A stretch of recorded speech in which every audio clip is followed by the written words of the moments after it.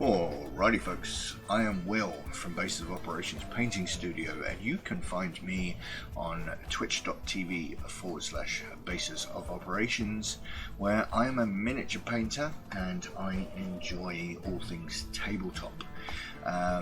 You can also find me around the internet on various other social medias, Facebook, Twitter, Instagram.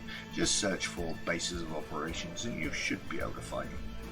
In this campaign I play Rogar, the Red Dragonborn fighter, who is a particularly moral character. He likes to see law and order in effect, and he likes to hold himself up to a high standard of behaviour.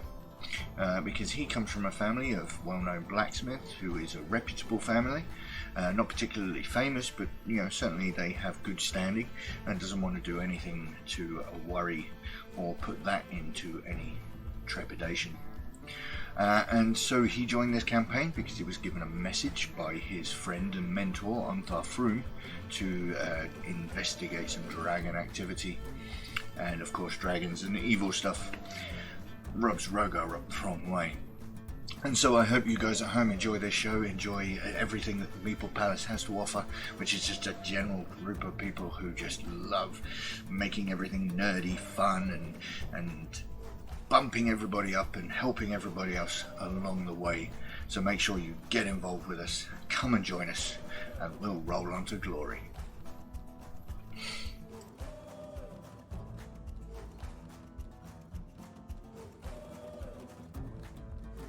It's Kevin. Hello, my name's Kevin, also known as Kellum. I am not a streamer, however I do enjoy hanging out with the talented people that play this D&D game with us. I am playing a character by the name of Pedrick Strombrig. He is a cleric. He is also a war cleric, which he has specialized in. He has spent most of his time his young adulthood being trained to fight wars and keep people alive, and tactics, and if A happens you do B, and if C happens you do D, but he's quickly learning that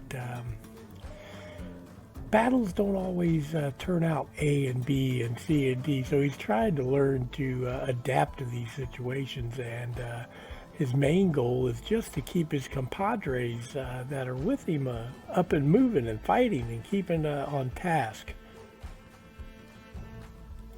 Pedrick came into the group because of a call went out from the city that was under siege to his local group that for help, and his leader of this of the training area asked him to seek out a group that was already engaged in trying to find out what was going on with the enemy and such and so forth. So he set out to find this group, and luckily just kind of happened upon them.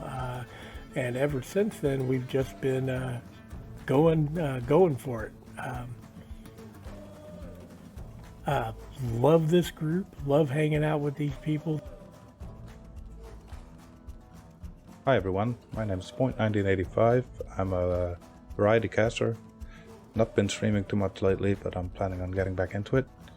I'll be playing Tech Greenmore for you today, or these coming weeks. I'm a halfling rogue. I was born with the halflings, obviously, but then stolen away as a kid by a goblin woman named Wriggler. She lost her own son, and she needed a new one, I guess. He's been living with her for 15 years underground, never been topside. That's when the dwarves came. They killed every goblin they saw and saved Tag. He lived with the dwarves for a couple of years, then set out to find his family. He didn't find his family. He actually had to steal to get money and food. And then Finlos, this old rogue, caught him stealing an amulet. Instead of turning him in, he trained him to be a proper rogue and be a bit more righteous in his ways. After Finlos died, he was an old man. He just died. He set out to find his family again, but Finlos told him to check out this cave. One last thing he wanted, so he did it. That's where he found the party. That's where I am right now. I hope you'll enjoy my character and how I play it. Thank you. Hi there, I'm Tonya, or Missy T TV. I'm a Twitch variety streamer, and as the name suggests, I do different things like video games and knitting and miniature painting and writing and all that jazz. It's just really fun to share with people. My character is called Vistra, and she is a mountain dwarf rogue who doesn't like water. And before she became a rogue, she was a standard middle-aged dwarf, interested in masonry, pretty good at her job, that sort of thing. Then something serious happened, and it made her fall into the world of rogues, because instead of wanting to continue, having love and relationships with people, she decided that it wasn't good for her, and she wanted to fill her heart with treasure and things like that instead. And so, yeah. On the surface, she's quite jolly and confident and has a lot of bravado, but on the inside, she's quite vulnerable. And now that she's a rogue, she's not really, she's not great at it, she's not natural at it, but she is getting better. And yeah, and something that she wants to accomplish in this story, I believe, is that on the surface, she wants to find some really huge amount of treasure that's really noteworthy, that she can be proud of herself for finding and having, but deep down I think she wants to be able to allow people into her heart again, because when she fell into being a rogue, she started to push people that she used to know away. But then I think deep down, she wants to be able to, have relationships with friends again and things like that. She joined the party because a character called Leosin had sent her a message basically asking for her help, and he had previously saved Vistra's life from drowning, and so he was looking at her to return the favour. And this is all going to be on the Meeple Palace. The Meeple Palace is focused on 3 main points, which is miniature painting and tabletop games and board games, as well as roleplay systems like Dungeons and Dragons or Starfind or Warhammer. We've already got a really lovely group of people, and we're really happy with that. But there's always room for more people, more players, more painters. So if that's something you're interested in, you are more than welcome. It doesn't matter if you're inexperienced or you've been painting or playing for years. Everyone is welcome, and this is a dream that Xander, my partner, or many more games, and I have been having for 4 years, and it's just amazing to see it come to life, and we're really proud of that. So thanks for watching.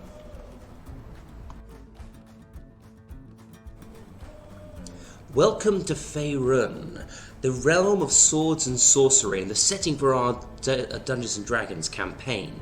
My name is Many More Games, or you can call me Xander. I am the Dungeon Master for this campaign of Horde of the Dragon Queen. I am a relatively new Dungeon Master. I'm also a streamer. I do painting, miniatures, I play Warhammer, I love miniature games, board games, all of that lot. And that's why I wanted to be involved in this campaign, to start this campaign. I am one of the founding members of the Meeple Palace, which is our streaming network. And we are a group of people who just, we love board games, we love miniature games, we love role-playing games, and we just want to be able to share this love for this hobby with you all. My hopes for the players in this campaign is that they will be able to find a way to explore their characters while at the same time coming together as a cohesive team in order to face off against the evil cult of the dragon and defeat them in their plans, whatever those are, those nefarious cultist plans. So, without further ado, let's get on with the game. Roll on to glory.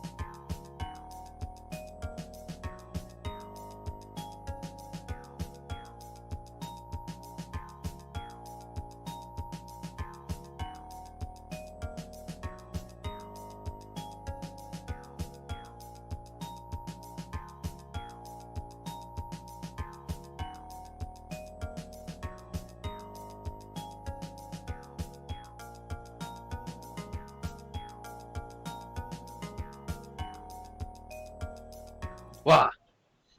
Hello, hello everyone, and welcome to. Oh, damn. It's been a while. Yeah. Hang on. Last week, we were all unwell, sick and coughing. I've still got a little bit of a so. I thought I would be absolutely awful on cam, and so we decided to call a little brain check. And before we were engaged in Missy TV's one shot, which is not doing. With my gang currently holding a wall up to stop a rampaging dragons from killing. So Oh yeah, that's quite fun. that was very fun.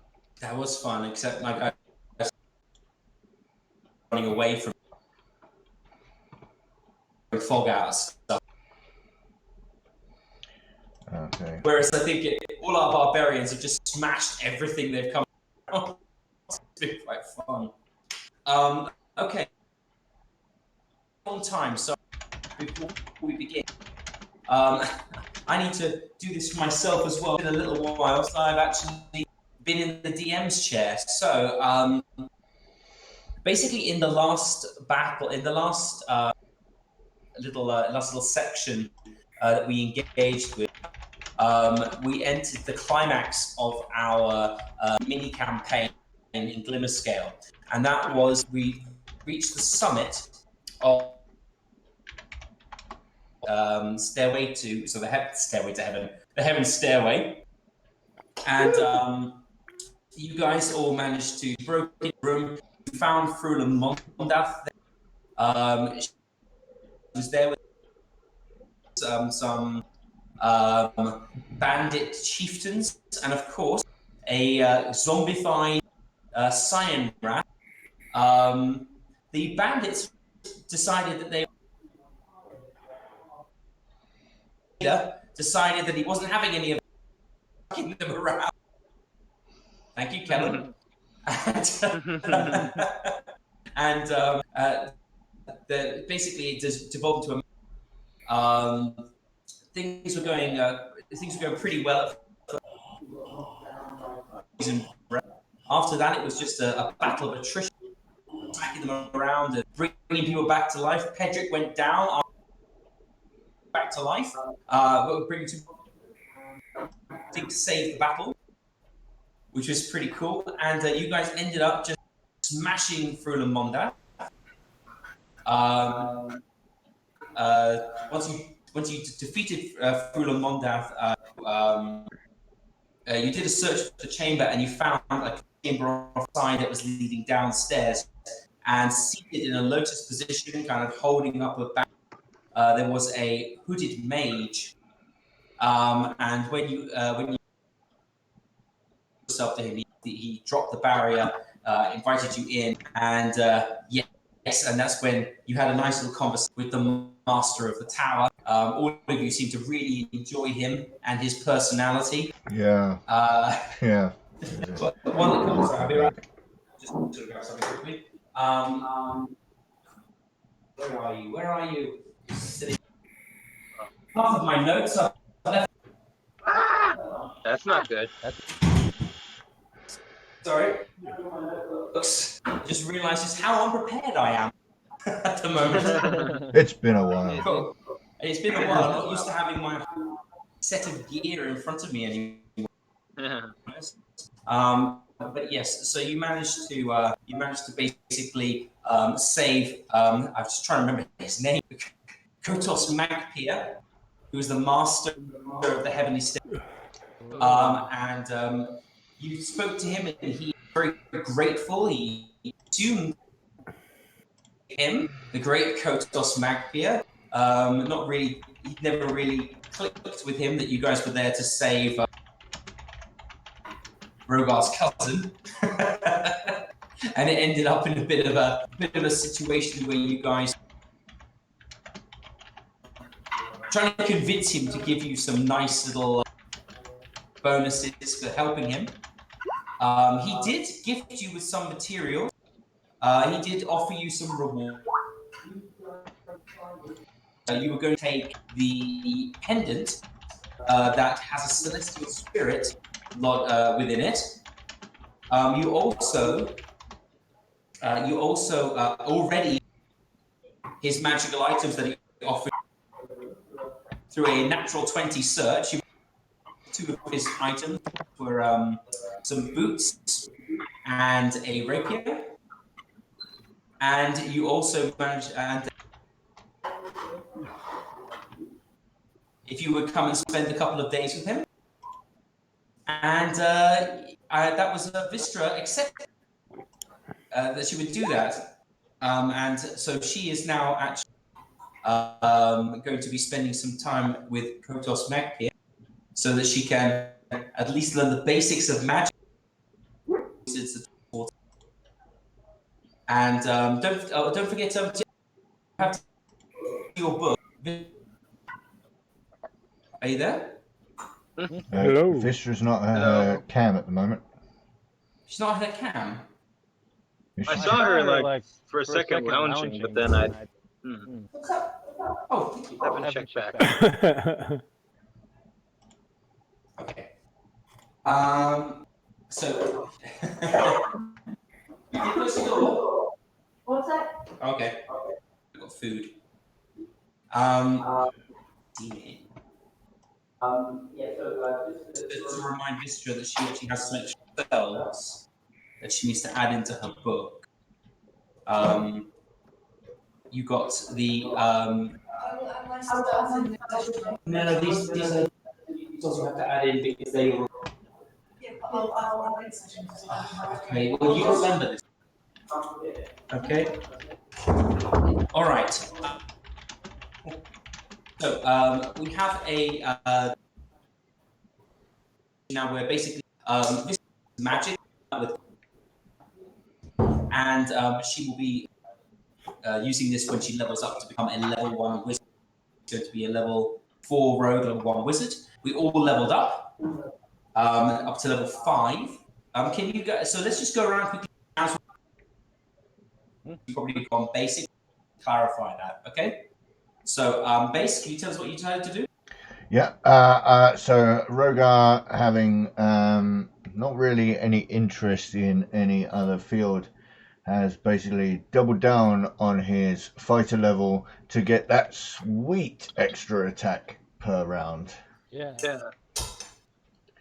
Fantastic. So level 5 fighter. Still a battle master, yeah? Yes, he's still a battle master, yeah. Okay. We didn't hear who you said. Tack. I don't know if Point is currently in the chat yet. He is using he is currently in Discord chat. He's asking some questions there. Oh yeah. Okay. What about you, Pedrick? What do you speed level up? Pedrick is working on getting that the potion of restoration to get his eye back. Yeah, he's already listened to stories. But how about your level up? Because you go up to level 5, so are you going to be? I'm sorry, Zan. I'm having a hard time hearing you. It's breaking up. Sorry, Xander. Can we quickly take a just step to the be right back because I've got an idea about sorting some sound issues out that we're having at the minute. All right, so just give us 2 minutes.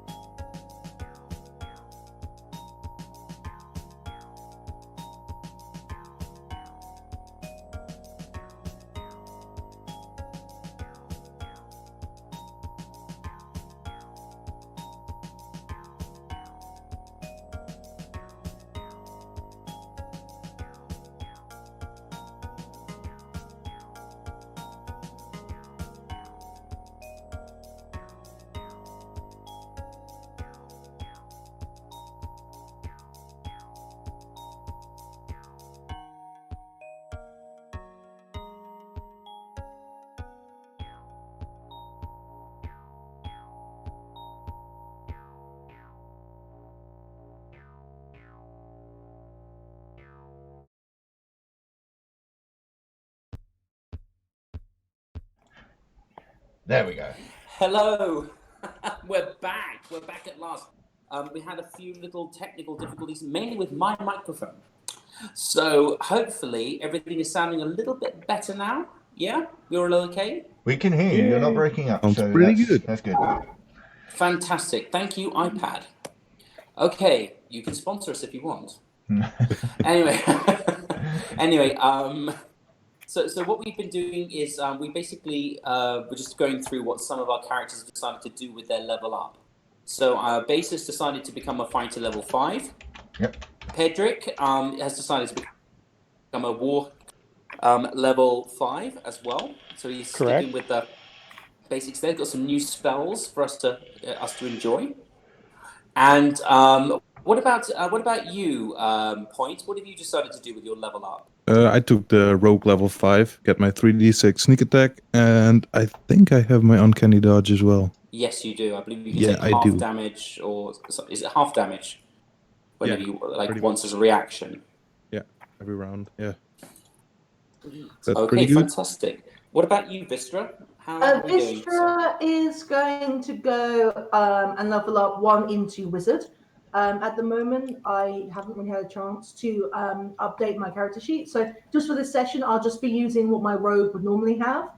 And then soon as I will update my Wizard spells and cantrips. Brilliant. Okay. I think that's all us caught up, and I know Otar is going to go with his level 5 fighter, so he's going to go for level 5 champion, to get that extra attack as well. Okay, so before we continue, just to give a little shout out to our we have a Patreon account. It's we have a few tiers, and you get we're still pretty new at this, and one of them is like, for example, you could one of the tiers you could get exclusive battle reports. Another one of the tiers is just like saying we like you guys, and it's like €1. So, but anyway, we're not going to push anyone to be one of our Patreons, but those of you who have, thank you very much, Plutonium OD, and thank you, of course, our own base for supporting the channel. And we really appreciate it, and we really appreciate your belief in us as a group. I believe this weekend we'll be making the exclusive battle report. Is that right, Missy? Yes. We're going to be doing a war cry that's for everyone. Yeah. Which I'll be playing on Tainted Beast, and we'll be playing Iron Golem. But yeah, we'll also be doing a special battle report that Patreons get, who have done the Meeples of War tier, and they'll get that a week before everybody else. Amazing. That should be fun. Okay, so my painting table is going to be turned into a gaming table. All the models, they have to go away. No. Okay, so we have so basically as the game is at the moment, we are currently at Rogar's mother's house. We basically returned to the cottage, and Rogar. We ended the last match, the last session with Rogar basically passing out from exhaustion after basically being on an adrenaline so long. Yeah. So Malnathara, she opened the door. Rogar fell forward, and she ran forward with Copernicus and a couple of the apprentices to just bring you in. And Otar and Bentineth, who were 2 other characters with us, are currently the last time we saw them, they were going off to the White Antler, which is the local bar, the local pub, run by a very, very friendly hobbit who you all love. I know you will love, and his husband Gartan. Okay, so as we begin a new day, so you've all basically taken a long rest. We were all ushered in by Malnathara. She She basically grabbed you. She grabbed Calithia and brought her inside. That's Rogar's cousin. Brought her inside to be looked at by the doctor, who's currently looking over Ajax as well for his exhaustion. And you're also ushered in. Rogar's house is not massive. It's Rogar's father Ajax is quite well off. He's quite wealthy. As blacksmiths go, but the cottage is still a cottage. It's not a massive residence, and so Malnathar basically, after they carted Rogar in and put him in his old bed, they also went around the house and found sort of areas for you to sleep. Like one of you sleeping in the living room, another one of you is sort of camped out back in the kitchen. But you're also being given blankets and sort of downy mattresses have been brought from the apprentices' rooms, sort of like to look after you, or brought out to give you somewhere to sleep. And so you all wake up refreshed. You've had a long rest, and you all wake up refreshed and sort of powered up, as it were. And just to clarify, can I ask who took the rapier and who took the boots? I think we have 2 sets, right? You have one rapier and one boot. One set of boots. I took the rapier I found in the room. Yes, it's a +1 rapier. You're attuned, so now it's a +1 magical rapier.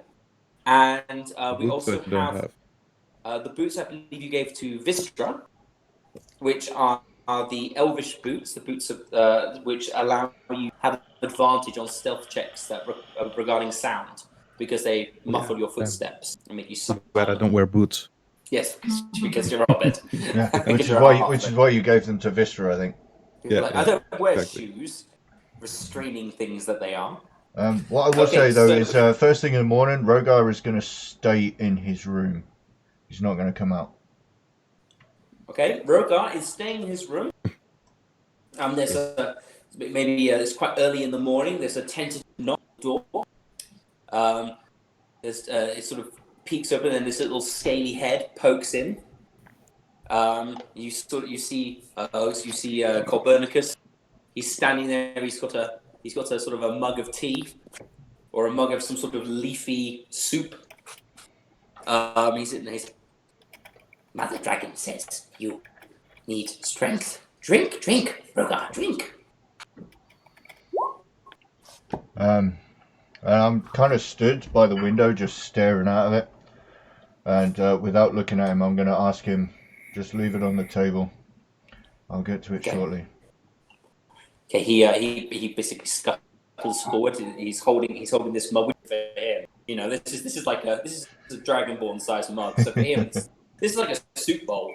For him, this is pretty big. And he's walking. He sort of scuttles forward. He puts it down. He gives you a little sort of like tentative little pat on the back of your leg. And then he sort of heads off, and he sort of quietly makes his way out of the room. So while you're standing there, you can sort of see out into the of your house.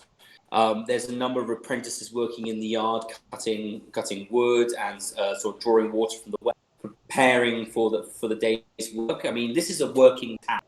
Okay, so despite tragedy, despite danger, despite despite the upheaval in their lives, people still in this village, even the apprentices of wealthy blacks still need to work.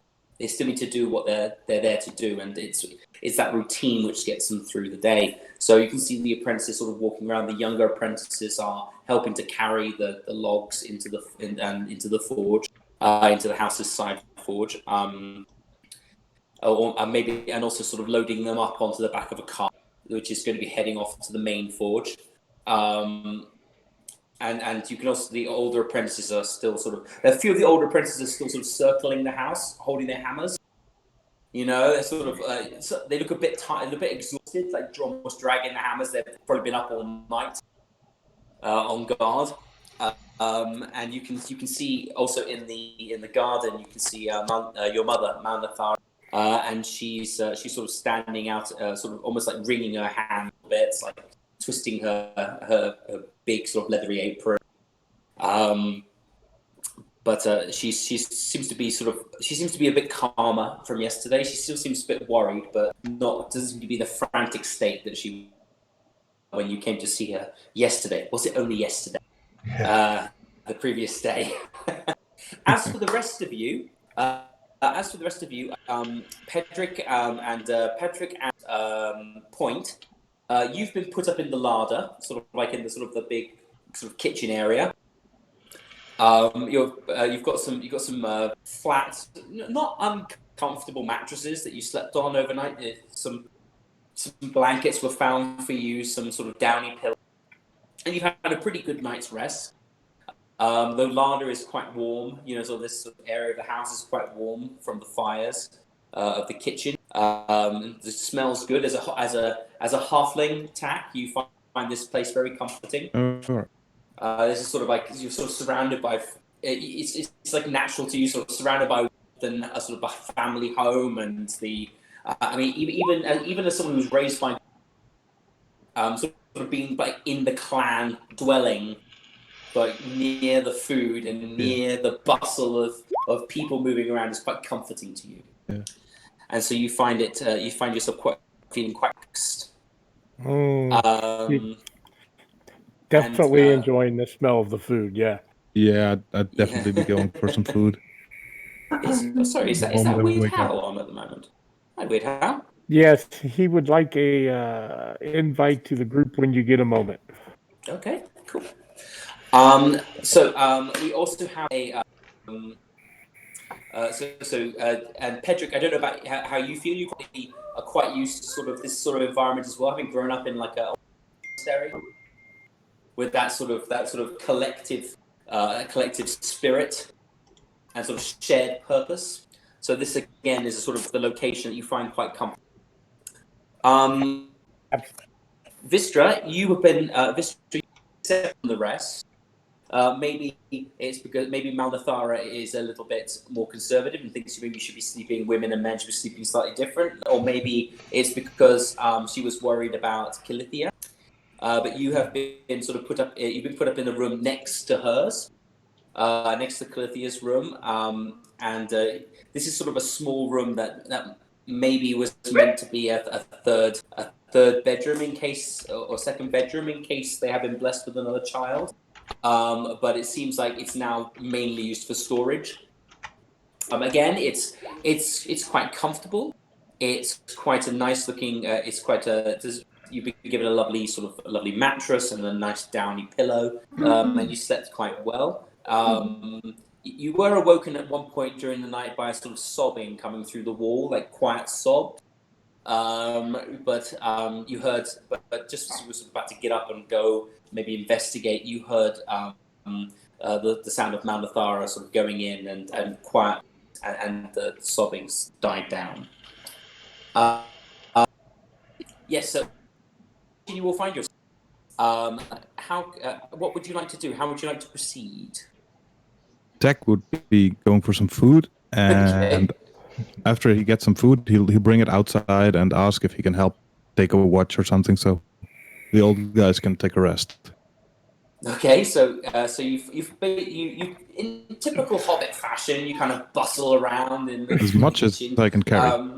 Grabbing as much as you can carry, and as much as you can put between two big rolls, kind of thinking like Shaggy and Scooby sandwich, it's like that sort of big thing you managed to make for yourself. You sort of there are apprentices in the kitchen, maybe some sort of younger apprentices that have to do some extra work to sort of make their living there, and they watch you, but they're not going to interfere with you. You're one of the people back Calithia. So you help yourself, just meats and cheeses and everything you can basically get your little hand. Where are the eggs? Yeah. Where are the eggs? Sorry, you badger one of them to sort of maybe fry you up an egg, and you put that in your sandwich as well. And you bustle out with this massive snack. Your first breakfast of the day. Yeah. For seconds. Come back for second breakfast later on. Yeah, like Scooby-Doo, you just put it in your mouth, you get the accordion, But anyway, you go out into the garden, and there's a pair of exhausted apprentices. They're both quite young, probably only about 16 summers, maybe about 16, 18 summers. And they're both quite young. They both are sort of lugging around heavy sledgehammer-like weapons, and probably used for breaking rocks or something. And they have to break up the ore, and they have a really they're looking at your with just like they're salivating, looking at your sandwich. So they're sitting there. One seems to be a sort of a half elf. The other is another halfling, and this halfling is really eyeing up your sandwich. I'll tell him. He's one's from much you? older than you. He's got a beard. He almost looks like but you can tell he's a halfling from his feet. I'll tell him. There's real good food inside. This is mine, though. I can't share it. It's impossible. There's good food inside. I'll take a watch. Is this outside? Can I see this from my window?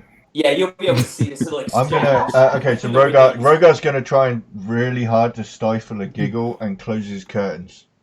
I'm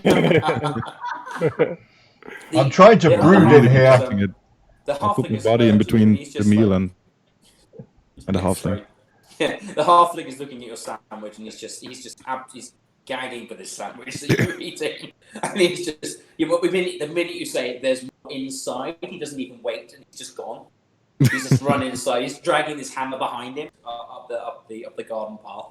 The half elf looks at you, and he's a bit more a bit more restrained. Yeah. But when you say I'll take the next watch, he tips. He sort of like tips his head to you. He leaves his hammer where it is. Gestures to it just to say, you can use this if you want. And he sort of saunters inside, slowly picking up pace as he moves away from you. In case you change your mind. Yeah. So you're standing outside.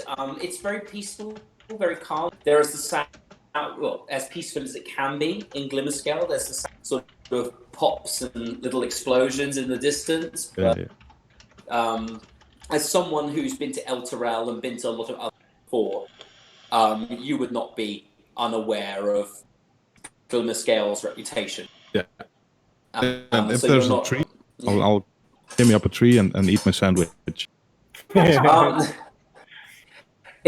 not a tree. There is a which is sort of excuse me, meeting because I'm not having my dinner yet. There is a garden bench. Where we get it's kind of roughly hewn out of some logs and sort of nailed together. You probably purchase sit some on the of this, ground and it's in in front the of it. shade. It's in the shade, and there's a little pond nearby. So this is quite idyllic for you, and you sort of perched on your thing, have your little sandwich. Yep. And I'll keep an eye out, of course. Okay. What about Kellum? What are you doing while it's going on? Pedrick is going to move around the house, checking on people to make sure if anybody's injured, if there's anything he can do to help them, blessing people as he goes around quietly. And after he's checked in and made sure that nobody is actually in need of his help, he's going to make his way to the kitchen because the smell of the food is just drawing him like nobody's business. So when you enter the kitchen, you see halfling, not Tack, making a giant sandwich, something akin to what Tack had. You also see like a half elf sitting, a young half elf, about 17 summers. He's sitting at the kitchen table, and he sipping down like a broth or a soup, made out of vegetables, maybe some meat thrown in there. And yeah, so the young apprentices sort of scuttle up to you. You're very imposing in your armor. I mean, are you still wearing your armor at the moment? Are you all geared up? Yeah, he's always wearing his armor. He's just that way. All right, so you're fully kitted out, and you're very intimidating in your gear. Massive great sword on your back, giant mace in one hand, shield stowed on your arm. By the way, just to let you know, you are currently equipped with your mace and your shield, because when I took you over, I was like, I don't want Pedrick to die if I can help it, so I'll give you tea. No problem. But yeah, so you're sort of standing there. Your armor is still sort of covered in the blood of your enemies from last night. And so as you walk up, a little sort of a little apprentice, about 12 years old, so 12 summers old. This is I would probably a gnome. I would say probably a gnome or a human, probably human, and human child, probably human child. Sort of comes up to you and sort of asks you if they can help you with anything. Would you like anything to eat? And Pedrick's like, greetings to you all, blessings from Torm. And he looks down to the young kid. And he's like, that would be absolutely wonderful. I'd love one of those sandwiches that you guys are all making. Could you manage to do that for me? I would be much appreciated. So it takes 2 apprentices to make one of these. They're like 12 years old, and they're making this sandwich for you. They've made you a sandwich. I'm gonna have to like call one of these sandwiches, like give it a special effect at some point. The sandwich, the accordion sandwich. Anyway, they give you one of the sandwiches. They make one of these sandwiches for you. Give you one of these sandwiches. They lead you to the kitchen. They put like a sort of a hot herbal tea in front of you in a dragonborn sized mug, so it's like a really big mug. And yeah, so you're sort of situated there. When you say blessings of Torm be upon you, they say, and may God, the voice says, and may God guide your hammer. And he sort of gives it back to you. His own blessing. Pedrick's gonna pull out a small like copper piece and rub his hand over it like show for the small child, and then he's gonna hand it to him and say, "This will bring you luck. Keep it at your side at all times, and thank you for the sandwich." He bows to you and then he scuttles over to his friend. You can hear them whispering to each other. And they look back at you together. They look away from you. They're sort of giggling and sort of like being, silly boys, like sort of playing and eyeing up your weapons and your armor. But yeah, then sort of one of the older apprentices, so the half elf who's sitting, looks over at them and he sort of gestures to them and they sort of stand more rigidly and get back to work. And what about you, Vistra? What's Vistra up to? Vistra will get us get dressed and everything. She will don the new elvish booties as well because they look so comfortable. And then when she leaves, she's going to go to the next room to where Calithia. She's gonna tentatively knock on the door and say, "Calithia, are you in there?" You hear a little sort of a muffled voice, sort of almost like a starting gasp from it, and then you hear, "Who's there? Who are you?" She was unconscious. She was unconscious last night. She probably wouldn't remember. Yeah, it's Vistra. I was with your cousin Rogar in helping bring you back. Oh, thank you, but I really want to be alone. Are you sure? I know what it's like to be alone. I want to be alone. Okay, I'll go.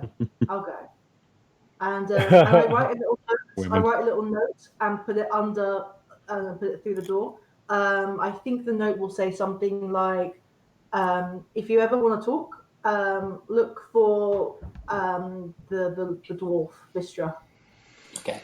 And she'll just slip it under. Okay. You sort of maybe hang around for a few minutes to see if anything happens, and you sort of hear some maybe after about 5 minutes. I mean, you're wearing these boots. You're absolutely silent, and she can't tell if you're still there or not. I mean, you notice as you walk, you're not making any noise on this sort of rough wood floor that you would normally expect to sort of make. Not even a little clack of the iron nails in your shoes or anything. It's just absolute silence. It feels almost unnatural to you as a dwarf. You're sort of used to making a bit of noise. Even you're stealthy. You're used to being able to hear yourself. But now you can't even hear yourself with like when you're moving. It's kind of unnerving.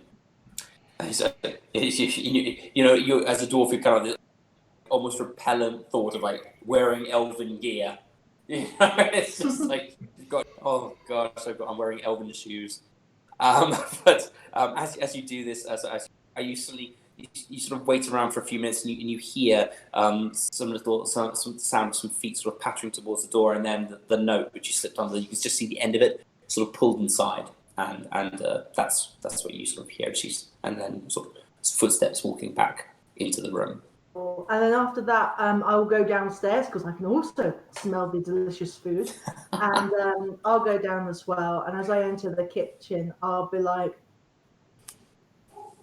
"You." Yes, they're all like, sorry, Callum, you're in there. Pedrick's in there. What are you gonna?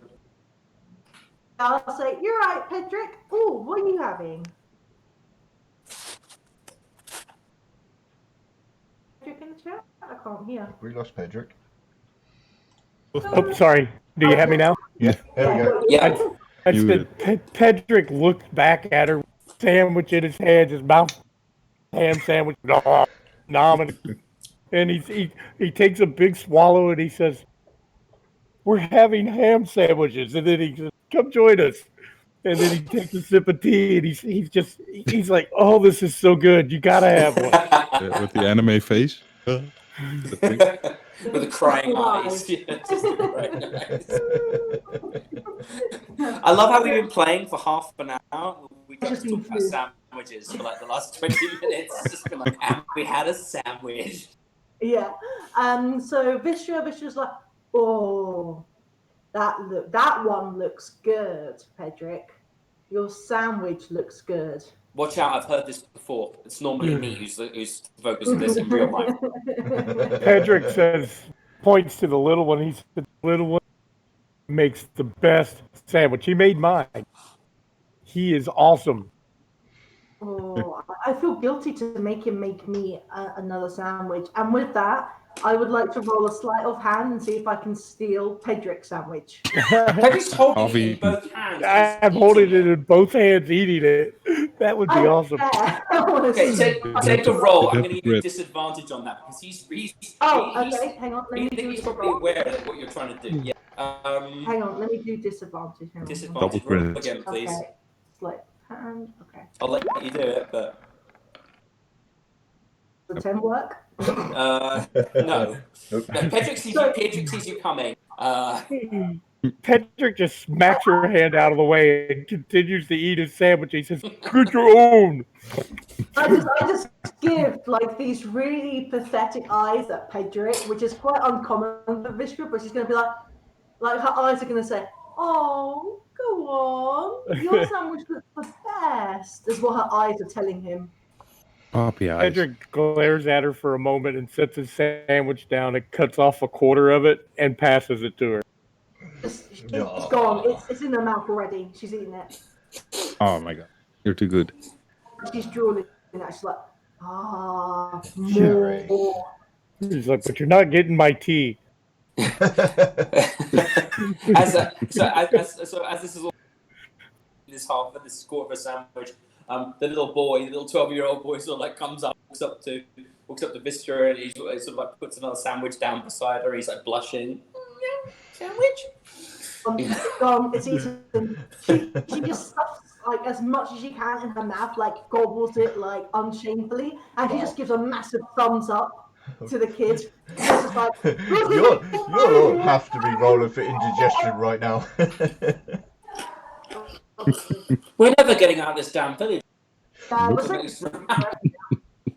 All right. You've all eaten. You've all. You're talking about sandwiches. I've got my lasagna here. Stop talking about food. Brogo's not talking about food. Yeah, Brogo's not talked about food. No, he's been giggling at Tack, hasn't he? He's not giggling. He's brooding. Giggling while brooding. He's giggluding. Okay. So while you're giggluding or gluding, because giggluding sounds like something else actually, so I call you it's gluding. Yeah. Okay. While you're gluding, so while you're gluding, again, you sort of notice that you notice that the mug of tea that Copernicus has left for you The house seems to be coming alive. It's busy. You can hear sounds downstairs. You can hear Vistra's sort of whiny voice. And Pedric's sort of like... You can't really hear what's going on. You can just hear this sort of like muffled argument coming from downstairs. What do you want to do? I'm still brooding. I'm not leaving my room. I'm brooding right now. Yeah, Vistra's a bit curious about where Rogar is. She kind of assumed he would be here eating as well. So I would just say I will have emptied that once Copernicus left. I would have eaten, so I'm not going hungry this morning. But I am staying in my room away from people. Yeah, Vistra is gonna sort of probably bump into Copernicus as she starts to mention Rogar, and she's gonna be like, "Hey, Copernicus, where's Rogar?"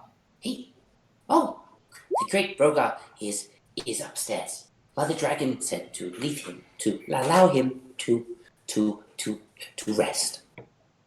Is he speaking Common or is he speaking Draconic? Because I don't speak Draconic. He's speaking Draconic. He understands you, but he doesn't speak Common. Yeah, all you can hear is...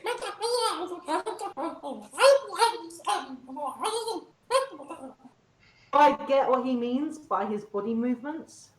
You could roll an insight check. I'll roll an insight check. Normal, okay. Okay. You kind of get that he's gesturing upstairs, and that's probably where Rogar is. You get the idea that he's sort of like, you can also see that he's sort of like gesturing and it looks not agitated. He's just sort of like almost maybe a bit excited to have Rogar back, you know. So he's a bit sort of like all over the place with his arm movement. But that's really all you get from that. With 15 and not knowing, then that's probably. That's fair. She will turn to Copernicus and says, "Thanks, chap," and then she will go up the steps silently and look for Rogar's room. Did Pedric see any of this exchange? Probably with your one good eye. Okay. Just see a little bit. You probably heard Copernicus. Pedric says as she's leaving, he just kind of shouts in a mumble and he says, "Tell Rogar to get on with it. We still have other missions that we need to complete." And he just starts eating again. I love that so much. I love how this sandwich has become a plot point. You can't tell that I haven't had dinner yet in real life, right? Yeah, well, waiting for the story to continue. Eat a sandwich. Yeah. So Visha will sort of look around and nosy in rooms, so she sort of gets to Rogar's room. Yeah, I mean, you're sort of looking around. There's not a lot of stairs. One you were sleeping in, one he is in. There's another one with the door closed, and there's two with the doors closed. Sort of one is sort of more central to where. So basically, as you come up the stairs to the second floor, there's one room towards the right. That's where you were staying, and right next to it is the room where you know Calithia is. You also see right in front of you, there's another. Okay, and to the left, there's a room with an even sort of a bigger door than the others. I'll probably knock on the door. That's the bigger one. Okay, so you knock on the. You hear this. All you can hear from within is like noise. I kind of assume that Rogar would be awake at this time. So I will leave that room and not bother going inside, and I will try the other door that's closed and do a knock. Okay. Rogar, you hear a knock on the door. I'll call out and say, "Hello, Vistra." How did you know it was me? I spend enough time around you rogues to know when you're creeping around. Well, technically, you wouldn't hear it at all because she's wearing these boots. I know, but I can't be surprised while I'm conscious. That's true. You can't be surprised due to your alert status. Yep. So you know someone's there. And I didn't hear them coming, so I either know it's Tack or Vistra, and Tack's outside eating a sandwich, so I assume it's Vistra. Deduction, very good. All right. You would hear Pedric coming a mile. Yeah, clunk, clunk, clunk, clunk, clunk. Clang. Yeah. So yeah, I call out, "Hello, Vistra." I go, I'm coming in. I hope you're decent, and I just open the door. Yeah. I hope you're not And decent. you see me standing in the room. I'm kind of just staring into a mirror. I go, are you trying to greet yourself? Am I trying to what? Greet yourself. I'm foolishly feeling sorry for myself. Why?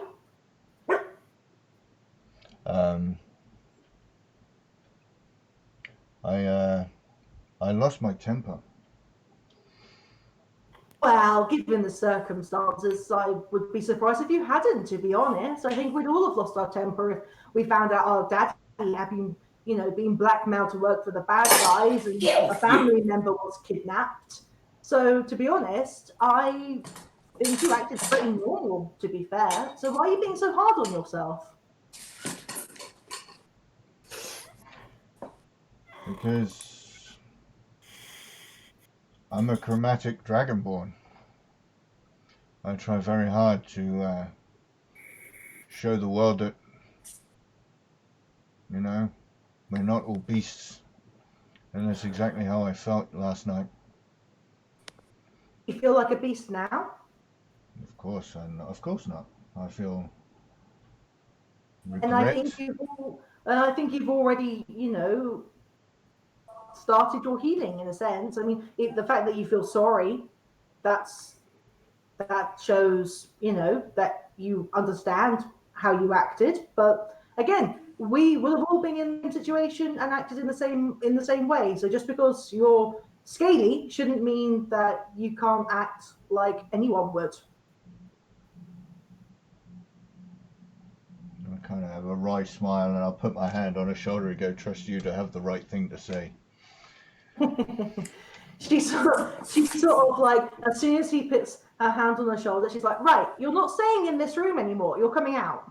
And I'm just going to start pulling him, regardless of if he stops her. She's going to be like, oh, And just for the sake of it, I'm not going to move for a good couple of tugs. Then I'll start moving. Just as you're doing that, Dragonborn. just as you're doing that, Vistra, these little feet, you can hear these little feet coming up the stairs. And then it sort of bursting into the room comes little Copernicus.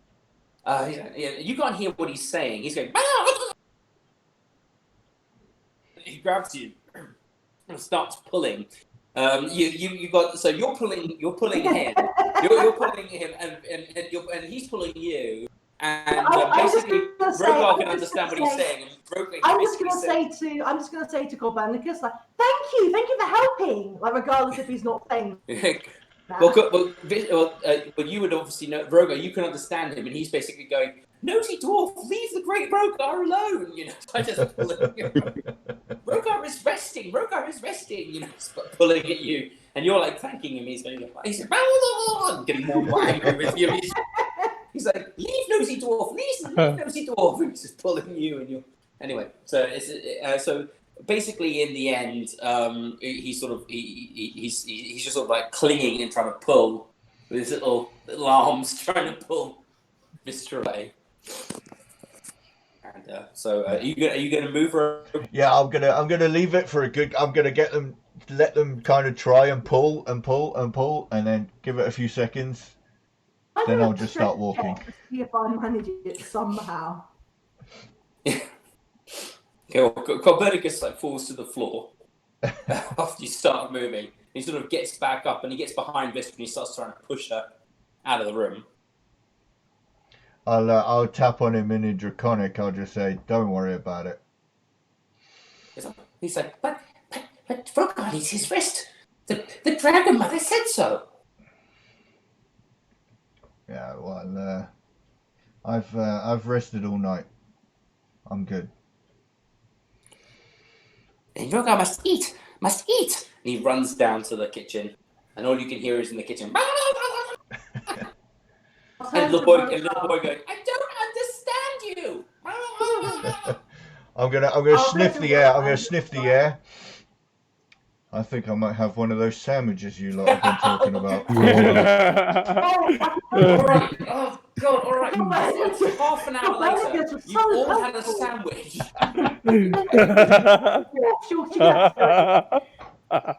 Oh, it's half an hour later. Sitting at the table, you all had a sandwich and a tea.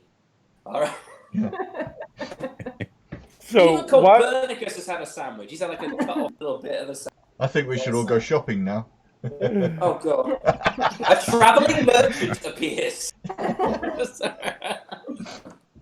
I hear you're looking for a longsword. Well, I have one. I actually want potions. Well, it just so happens I'm also a potion seller.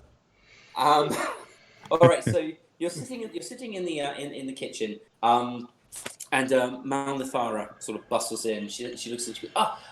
Rogar, good. Your father's awake. If you want to speak with him. Where is he? He's in his room, dear. Don't be too hard on him. You know, he's not like you. You're a warrior. You're born to be a warrior. Your father, he was just a man trying to make the best of a situation that was getting him from all sides. You know, he told me that he's so ashamed, and but he knows that he has to speak with you. So, he's so proud of you, dear. Please go and speak to him. All right. I suppose I'll head back upstairs and.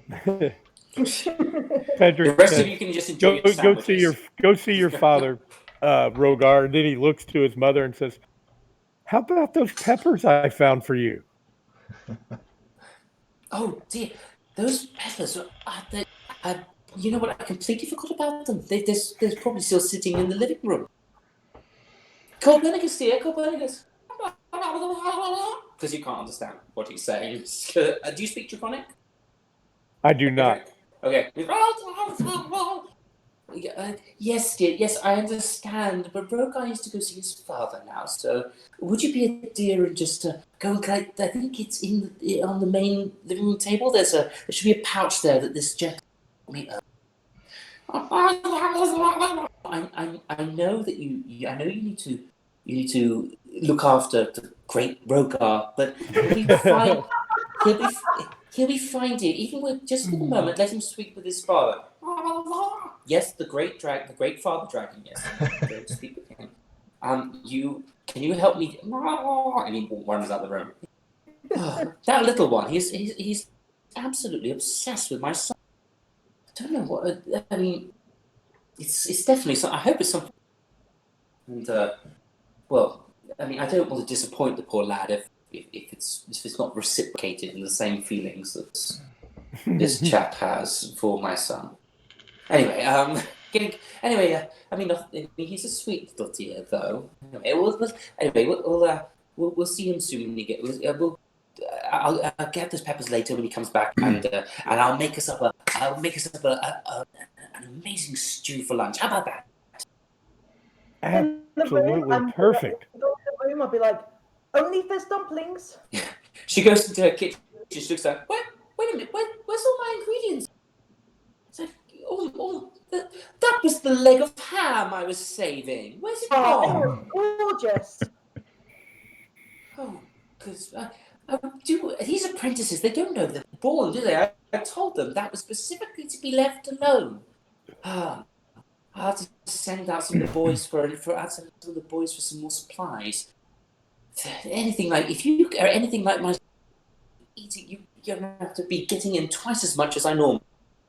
Anyway, so while you're being emotionally blackmailed by Rogar's mom with a stern, disapproving, and sad look.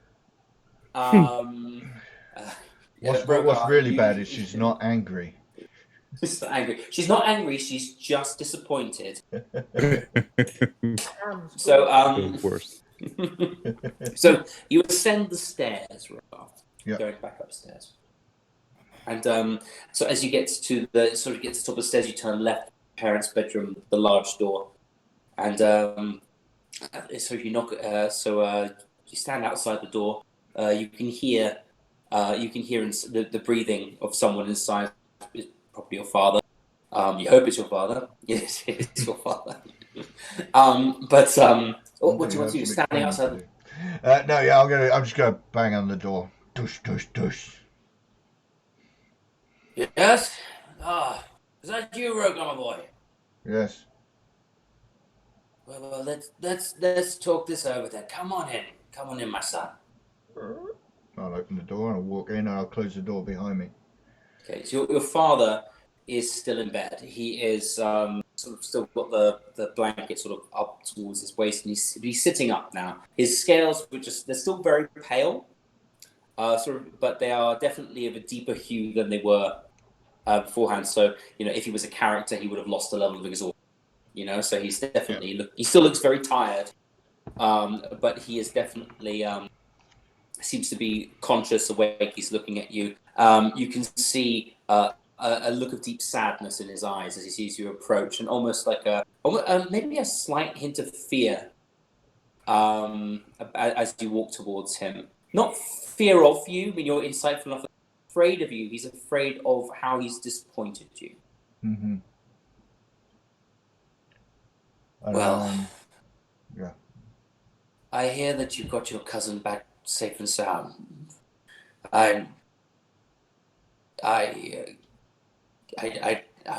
You did everything that I couldn't, my son.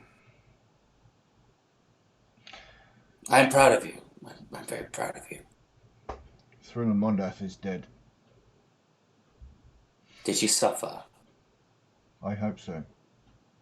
Good. That witch deserves everything that she got for what she put our family through. I want you to understand, my boy. I never meant for any of this to happen. I held out, as I said, they're thugs.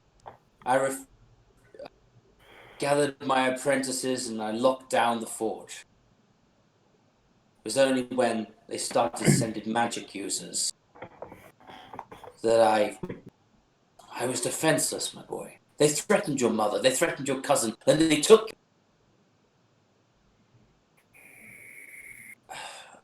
It had been going on for a while, even before you left. I managed to placate them with some shoddy weaponry that I had in stock, but the demands got more and more insistent. As time went by, more and more of the local lawkeepers and the merchants guild placed by their thugs. I had so many people to look out for. I have young apprentices. I have journeymen who look to me for leadership. And for safety. They are my responsibility, and I didn't know to whom to turn. I sent word to El Terrell. I sent word to our mutual friend Ontharr Froom, but there have been no reply. They were watching the house, boy. I hadn't heard from Ontharr since he sent me to Greenest. Well, I don't know what... Ontharr, his head's in the clouds. He's got his heart in the place, but he's always off on the next crusade, the next quest. It's just... He doesn't see what's in front of him. He probably received my letter, but thought it was just dismissed it as some sort of just reprimand for him sending you off on that ridiculous quest. Turns out it wasn't quite so ridiculous after all. Tell me, what do you mean? There's a cult rising. That's where he sent me to Greenest. Something to do with Tiamat worshippers. Tiamat? Yeah. That hellspawn. Why would anybody worship that foul creature? Well, your guess is as good as mine. I mean, I could understand Bahamut. I mean, even though, as you know, we Dragonborn are not on the best of terms with dragon gods, but at least Bahamut is a beneficent deity. Tiamat, she's been sealed in the lowest reaches of hell. Why would anyone wish her free? That's what we were trying to figure This out. is all very, very strange. I hate to say this, they have more luck speaking to Ontharf Room about this. He might know what's going on. Well, before I received Mother's message, our next step was going to be Elturel. We're going to go talk to him. And he's working, he's part of the gauntlet of golden something or other. Are you still planning on going, or will you be staying with? The cult rides north, and currently me and my compatriots are the only ones who know anything of any value to reach Elturel. So at the very least, we need to at least make it that far. I understand, but you will be missed, son. Great being here. But of course, now that Thrullamondath has been taken care of, and that hopefully we'll be chasing them down further north, you won't have to worry about them around here anytime soon. That's true. I wish I could go with you, my boy, or at least provide you with some extra help. But there's been something I've been meaning to do for a while. You've reached your journeyman status, and there is a tradition in our family that I've been meaning to honor, and maybe this will help you on your way. He reaches down beside his bed, and he lifts up, and you recognize it immediately. His black hammer. He takes his hammer and he holds it to you. He holds it over to you, and he says, "This hammer is more than it seems. I've always told you it was a family heirloom, but that's not quite true.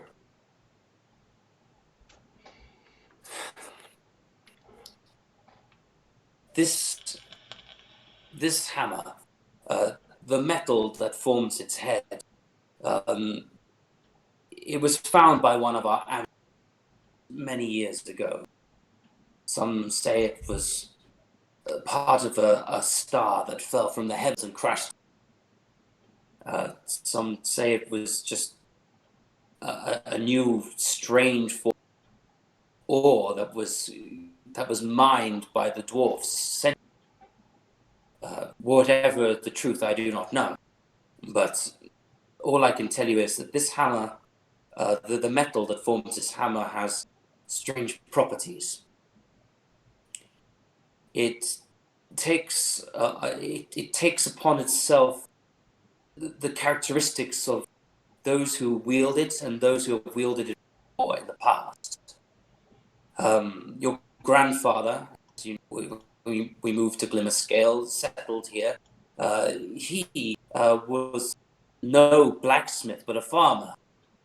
This metal actually formed part of his plowshare.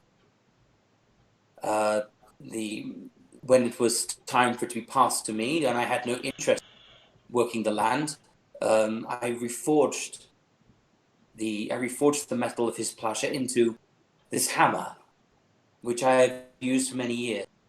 It has aided me with the creation of my more esoteric, enchanted pieces, making the fusing of magic into the metal. Just it works in a way that I've never encountered with any other form of it. And now it is time, I suppose, that I pass it on to you. You may keep it as a blacksmith's hammer or reforge it if you wish, but the important thing is that you yourself need to reshape it so that it can become yours. It is the tradition of our family that if we are farmers or merchants, that we use at least some of our rudimentary skills, so versed in the arts of the forge, to create a to create something that is our own. That it's almost a ritual that seals the weapon or the implement to the wielder, and it has been privileged to use this weapon, but I feel that while I need to take it back from the creation of implements of death. I feel there's been far too much caught at my hand and those of my implements. So, son, please. And he hands the hammer over to you. Yeah, I'll just as he kind of reaches out, I'll step forward and I'll kneel down at the bedside, and I'll accept it from him, and I'll say that I'm a blacksmith by trade, but these recent days have shown me that I'm a warrior by heart. And I'll pull off my warhammer from my back, and I'll say to him, I'll recreate this weapon of war that I carry, and I'll turn it into a weapon of construction. Okay. All right. So you have the ancestral hammer at the moment. You can place that in your inventory. Yep. And your father, he says, he looks over at you. I'm sure that you will continue to make me proud, son, no matter what path you take. But I am tired now, and I know we have much more to speak to one another, but if you would allow me to rest, we will make time to speak again this evening. Unless you plan to be on your way, in which case, please make sure to look in on me before you go. And I'll look at my hammer and the ancestral hammer, and I'll look at them and go, well, I think I'll certainly be around here for another day. Okay. All right. So your father closes his eyes. He sort of nods and he closes his eyes back, and it's only the minute his head hits pillow, he starts to sort of like, you can see he's starting to pass out. Right, and I'll very quietly, as quiet as a dragonborn can to be, leave the room and close the door behind me and head back downstairs. Okay. All right. So before we go any further, I think maybe we can take a quick break for maybe 5 minutes. 5 minutes. Excellent. All right. And we'll be back with some pictures on the tapestry and chat patrons when we return. Excellent. Thank you, guys. See you in a few. See you in a few. Good.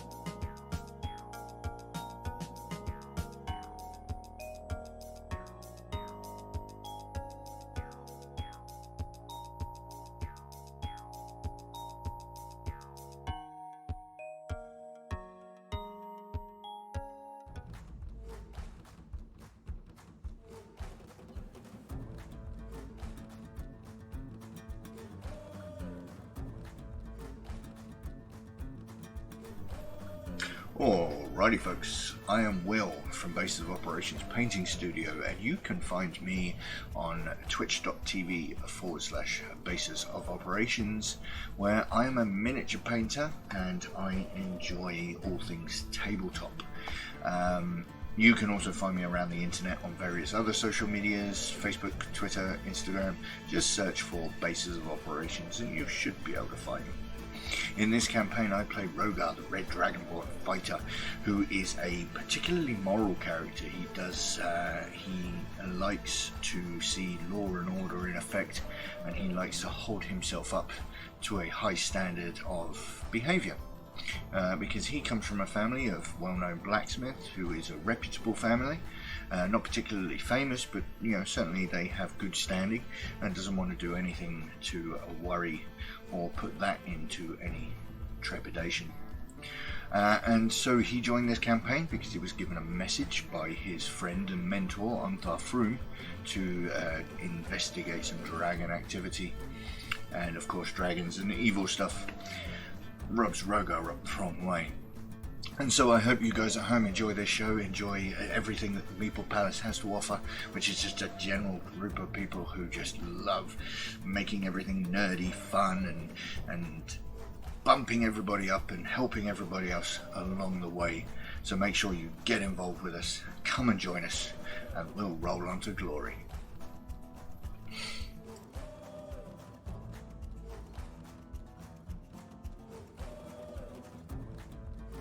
Is Kevin. Hello, my name's Kevin, also known as Kellum.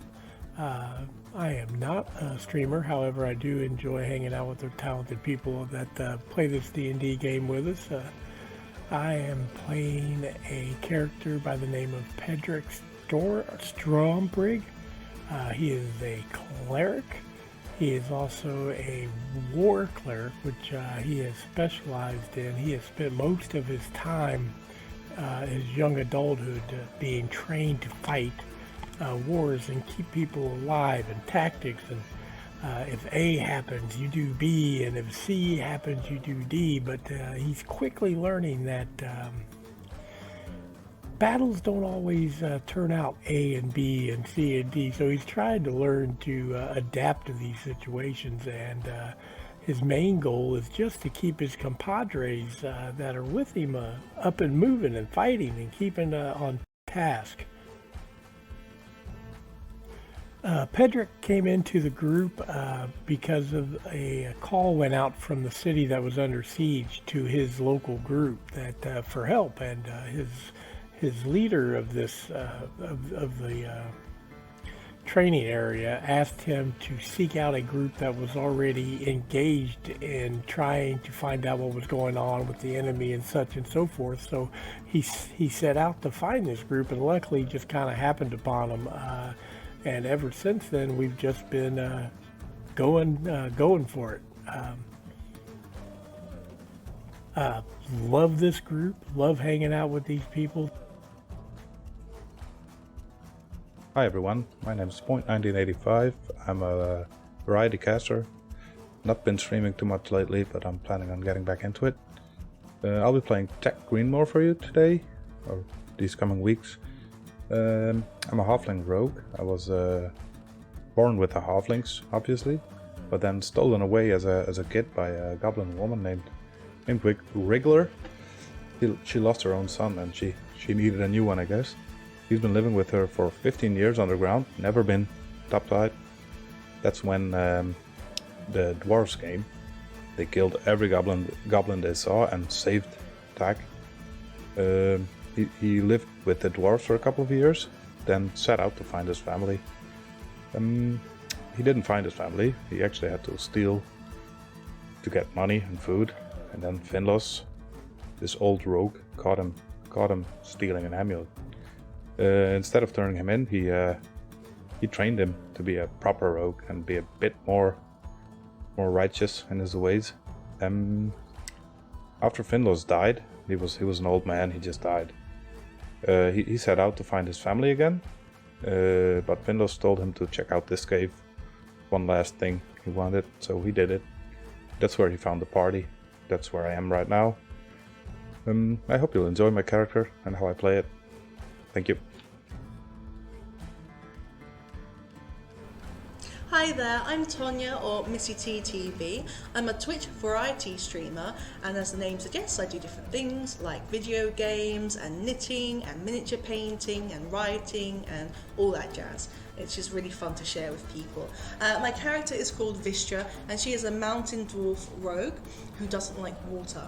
And before she became a rogue, she was a standard middle-aged dwarf, interested in masonry, pretty good at her job, that sort of thing. Then something serious happened, and it made her fall into the world of rogues, because instead of wanting to continue, having love and relationships with people, she decided that, it wasn't good for her, and she wanted to fill her heart with treasure and things like that instead. And so, yeah. On the surface, she's quite jolly and confident and has a lot of bravado, but on the inside, she's quite vulnerable. And now that she's a rogue, she's not really, she's not great at it, she's not natural at it, but she is getting better. And yeah, and something that she wants to accomplish in this story, I believe, is that on the surface, she wants to find some really huge amount of treasure that's really noteworthy, that she can be proud of herself for finding and having, but deep down I think she wants to be able to allow people into her heart again, because when she fell into being a rogue, she started to push people that she used to know away. But then I think deep down, yeah, she wants to be able to, have relationships with friends again and things like that. So yeah, she joined the party because a character called Leosin had sent her a message basically asking for her help, and he had previously saved Vistra's life from drowning, and so he was looking at her to return the favour. And this is all going to be on the Meeple Palace. The Meeple Palace is focused on 3 main points, which is miniature painting and tabletop games and board games, as well as roleplay systems like Dungeons and Dragons or Starfind or Warhammer. We've already got a really lovely group of people, and we're really happy with that. But there's always room for more people, more players, more painters. So if that's something you're interested in, you are more than welcome. It doesn't matter if you're inexperienced or you've been painting or playing for years. Everyone is welcome, and this is a dream that Xander, my partner, or many more games, and I have been having for 4 years, and it's just amazing to see it come to life, and yeah, we're really proud of that. So yeah, thanks for watching.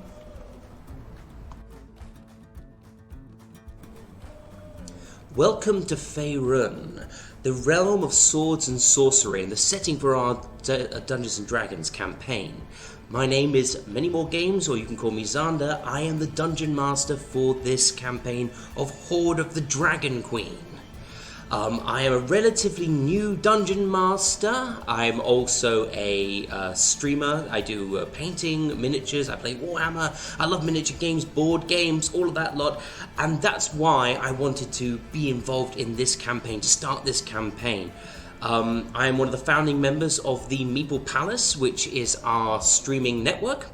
And we are a group of people who just, we love board games, we love miniature games, we love role-playing games, and we just want to be able to share this love for this hobby with you all.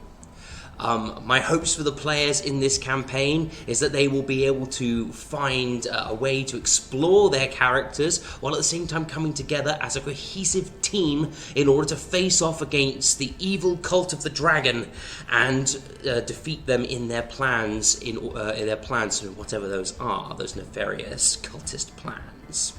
So, without further ado, let's get on with the game. Roll on to glory.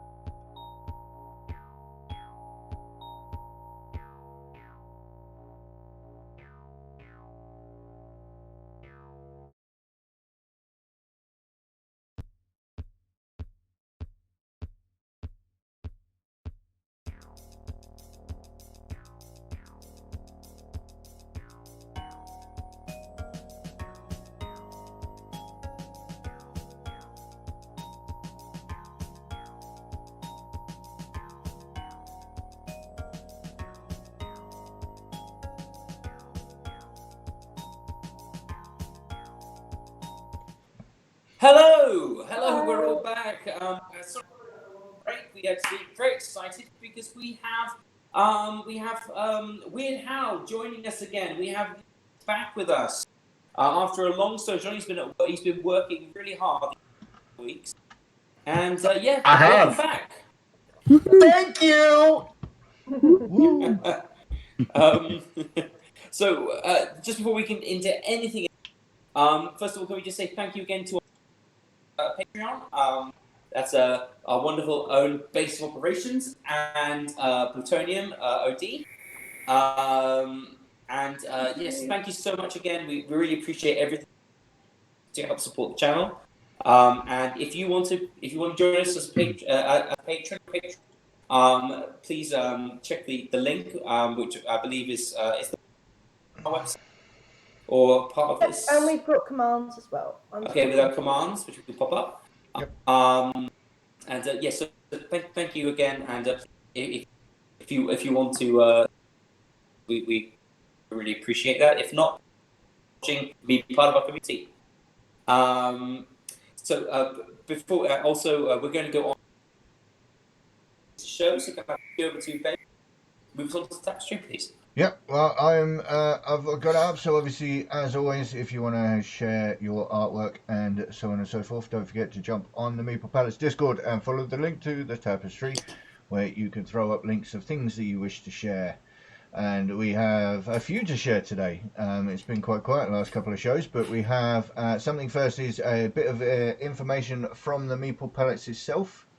If you do Missy want to talk to us about this, about the painting competition that we've got going on at the minute? Of course. So basically, we have Meeple's Paint Off competition, which goes for every 4 months. So this one is from November till the 28th of February, where you can enter a miniature of your choosing or terrain, and you can enter multiples. That's fine. Basically, we have random tables created. So for this November to February, the competition specifications are the theme is ancient and Asian, and the 3 colors to have is gold, pink, and green. You can have other colors as well, but those are the 3 that you have to have. So yeah, you can enter it in. On the 29th of February is when everything will be voted in the Discord channel. So you can go in there and you can vote. That's totally cool. And then the winner will be announced on stream on the 1st of March. And then we'll roll for the next 4 months.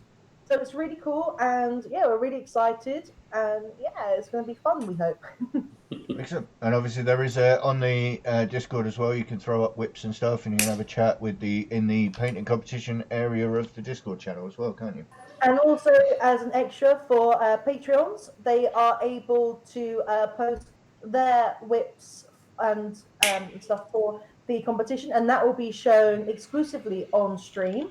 So that's another little treat for Patreons. Awesome.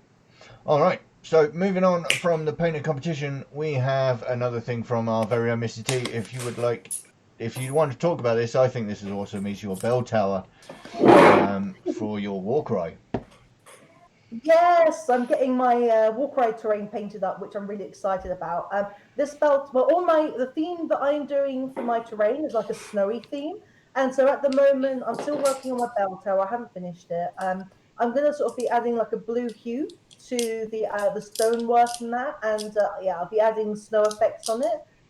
But I had fun painting the words. I did them all in slightly different variations of colors, and trying to get the skellies to look all right, and the bell the bell still needs a little bit of work. But yeah, I think it's coming along okay. Yeah, I dig in the different wood colours. That's a nice little touch, that is. All right, moving on again, Missy T. You have something else on here as well, which is your Starbucks cup cozy.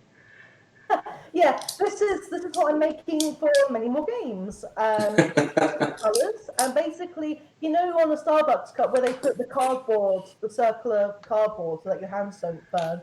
Basically, that's what I'm creating. So yeah, I'm still getting a little bit more done on it, and hopefully it'll be finished soon, which will be nice because I think all my other fiber art projects are a bit jealous that they haven't been finished yet.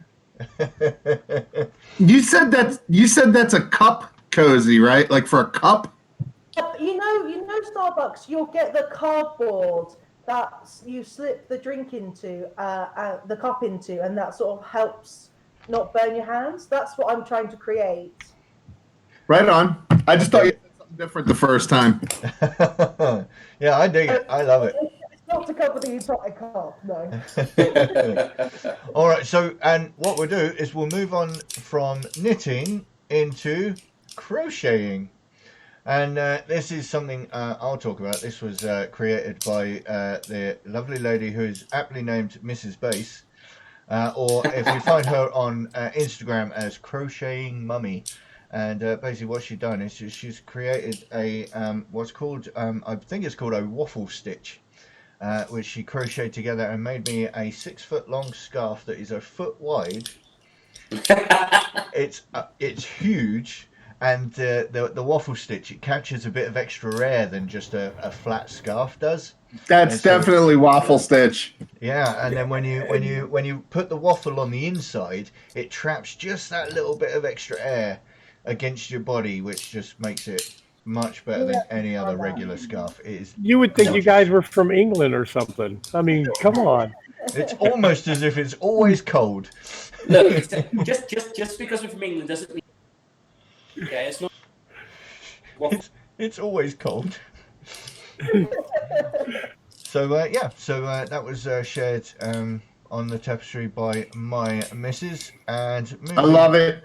Moving on from there is something that I'm very happy with, and it seems to be a rite of passage for any D&D player who owns a 3D printer to print themselves a little tankard that looks like it's made of wood. And I jumped on the bandwagon myself, and I'm currently drinking out of it now. I've covered it in gloss acrylic medium and hope that it stays okay to drink from. So that's what I am now. And yeah, we'll just hope that I don't just start drinking paint. Yeah, especially on your white shirt as well. Like any leaks, we'll definitely see. Yeah, we would do. And I mean, I obviously, love that bug. on the upside, acrylic medium is non-toxic, so we're all good there. So we'll see how it goes. It's like when you're a kid. Non-toxic when used as directed. Yeah, exactly. Exactly. But you know, do not ingest in large quantities. Yeah. Well, not for internal consumption. Do not get wet. Yeah, that's yeah. But we'll see how it goes. But yeah, that's the end of the tapestry this week. Okay, awesome. Also, I mean, if you page showing everything that our members make or people make, so you know, at least we like to see it all, and you know, please. So yeah, catch us on Instagram, catch us on Twitter. You know, that's a dope ass tankard. Thank you very much. It is really awesome. Yeah, I love that tankard. Okay. Is that us for the tapestry this week then? That's it for the tapestry. So awesome. We'll get cracking back on with the show, I reckon. Okay, so currently it's still morning. Our adventurers have been up for a little while. They have had a few conversations with people around town. Tak is currently standing outside, licking his fingers from finishing the sandwich. He's on guard, although he's kind of sleeping and dozing. So he's in the morning sun at the moment, lying on a bench. Yeah, I'm reading my note. Yeah, reading his notes and trying not to nod back. Oh, in anticipation of second breakfast. And Rogar has been gifted a little hammer, which is the hammer made out of stone. Which has strange properties, which we'll talk about a little bit probably in the next session, because we have to talk about that, don't we, Base, and get it all out. Yeah, we'll have to get that sorted. And in the rest of you are all in the kitchen. Manthara and Manthara are currently berating you for having eaten ingredients that you put aside for a stew to put in your sandwich. and she's basically looking at you as Rogar comes back down to join you. Yeah, I'm gonna walk into the kitchen and I'm gonna look around the room, and I'm gonna say, I'll just say out loud, if anybody needs me, I will be in my father's forge here at home. All right. It'll probably take. We talked about what you're going to do over the break, and basically, it's going to probably take you a little while. Probably most of the day. Yep. Maybe even into the next day. Yep. To do that, so Rogar, you're going to take a little. If you're going to be doing that, you're going to be taking a bit of at the moment while this is going on. Does anybody want to do anything else while they're here? Because Rogar's going to be probably the next half of the day. Pedric's going to seek out the potion shop that he was directed to. You weren't directed to a potion shop. He told, if you remember, it has been a few weeks. Sorry. Sorry. No, he said that it would take several days. Oh, okay. Maybe 2 days. Okay. But he said that you would actually Kotos Magpia told you that he would provide you with that potion of regeneration, but negotiate with one of the other wizards first to get it for you. This is currently the gnomish wizard Blinkway Disengulp, who is she owns like ice-like tower, and so in about, he said 2 days, so it would have been today. Not yesterday, next day, tomorrow, you'll be able to pick it up. Well, in that case, Pedric is going to get up and walk outside. And as he does, he's going to tap Tack on the shoulder and say, "My friend, I'm thirsty. Lead me to a bar." Well, I know just the right place. okay. So, oh god. All right. So, Tack, you know the only bar you. I'm gonna lead him back into the kitchen. Antler. Take him back to the kitchen. Yeah. Okay, so there's a bar. He needs a drink, so I said, "I know the right place." Lead him back into the kitchen and get him a glass of water. No, wee man. Oh, longer than that. Oh, the place Otar went, maybe. The white antler. That would be the white antler. Yeah, we ran past it, right? Yeah, I'd imagine. I mean, I can't imagine a better place to sit and have a drink than where people are a little bit inebriated and carrying coin purses. Yep. Good idea. The only reason you want to go back there is because you have to do Tumbledore's voice. Okay. All right. Okay. So can I do a perception check first to see if there's any threats around? And if there's not, I'll go with him. Yeah, you can do a perception check for me then. I'm really good at these. Yeah. Yeah. Always amazing. About as good as I am with my saving throws. Pretty good. -1, but still. I mean, you're not the only person doing it. Am I starting to break up a bit? 1 second. Yeah, a little bit. Yep. I thought we'd get ahead of it this time. Come back. Yep. I need to. 1 second. I'll be right back. I need to just log in quickly. Are you guys looking at the stream right now? Yeah. Yeah. No. I am now. Is it just me, or am I somehow looking like I'm like blue screened into real life? Yeah, you're for some reason your camera likes to kind of blur out your background. Oh, that's Skype. Skype does that. You can turn it off. I didn't realize that Skype did that. Yeah, you can turn off the blurring of the background. Am I back now? Am I okay? Can you hear me? You're good. Hey, You seem okay. Xander. Yeah, you seem okay. We'll see how it goes. What happened with the stream? No, Nothing. it's just Nate is just saying that the background is blurred for him on his camera, and apparently it's something that Skype does. You can turn it on or off. That is pretty cool. Okay, well, you guys you guys are planning on going into town to the White Antler. Before we go anywhere, Missy, what are you going to do? Well, this to go look for Tack, and I think as Pedric and Tack were heading into the kitchen before Tack pulled him away, Visha's just going to follow, but not say anything. She's just curious. Well, She's just going to follow quietly, silently.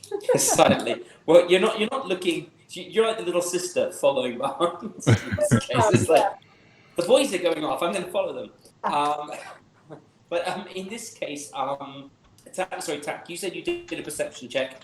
You can't see anything at this time. There are other members of the of the apprentices still wandering around. The town seems to be very much alive in the area at the moment. You can't see any like immediate threat. All right. Yeah. Then I'll be good to leave. Okay. Go get a drink. All right. So so you're going to go to the White Antler in town. So as you sort of head towards town, you see that there seems to be a little bit of a kerfuffle going on.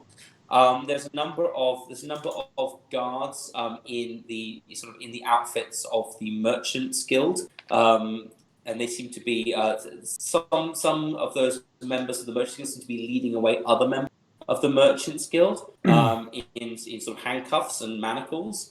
You can't see. I mean, from what you're sort of observing, it doesn't look like there's actually any active combat or anything going on at the moment. It looks like it's already over. But there seem to be a number of unfortunate individuals, almost like being shoved into the back of sort of a hurry up wagon to get taken away by a number of rather stern looking merchants guardsmen.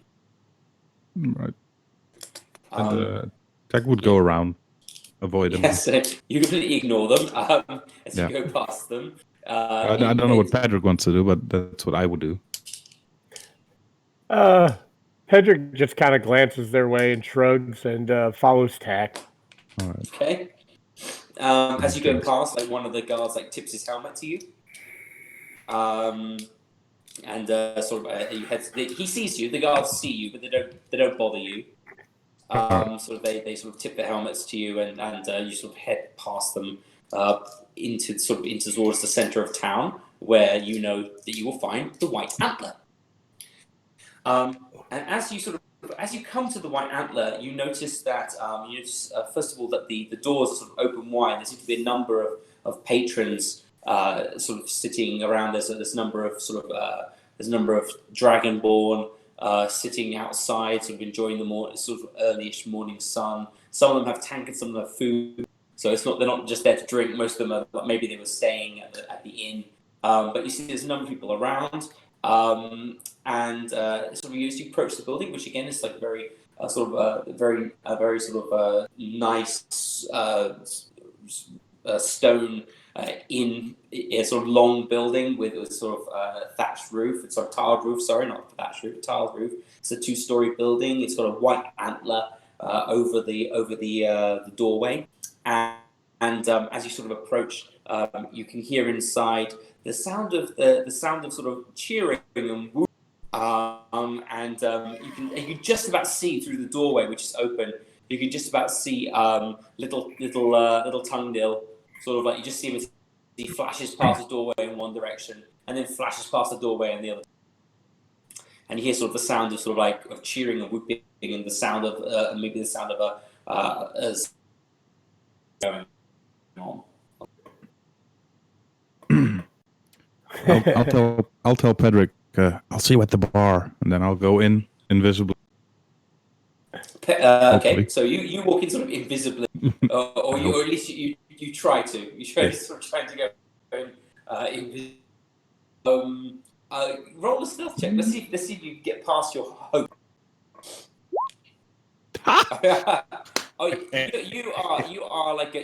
You're a breeze in the wind. You just like you for 1 minute you think like Tungdil like rushes past. You think he's gonna see you, but you sort of slip behind.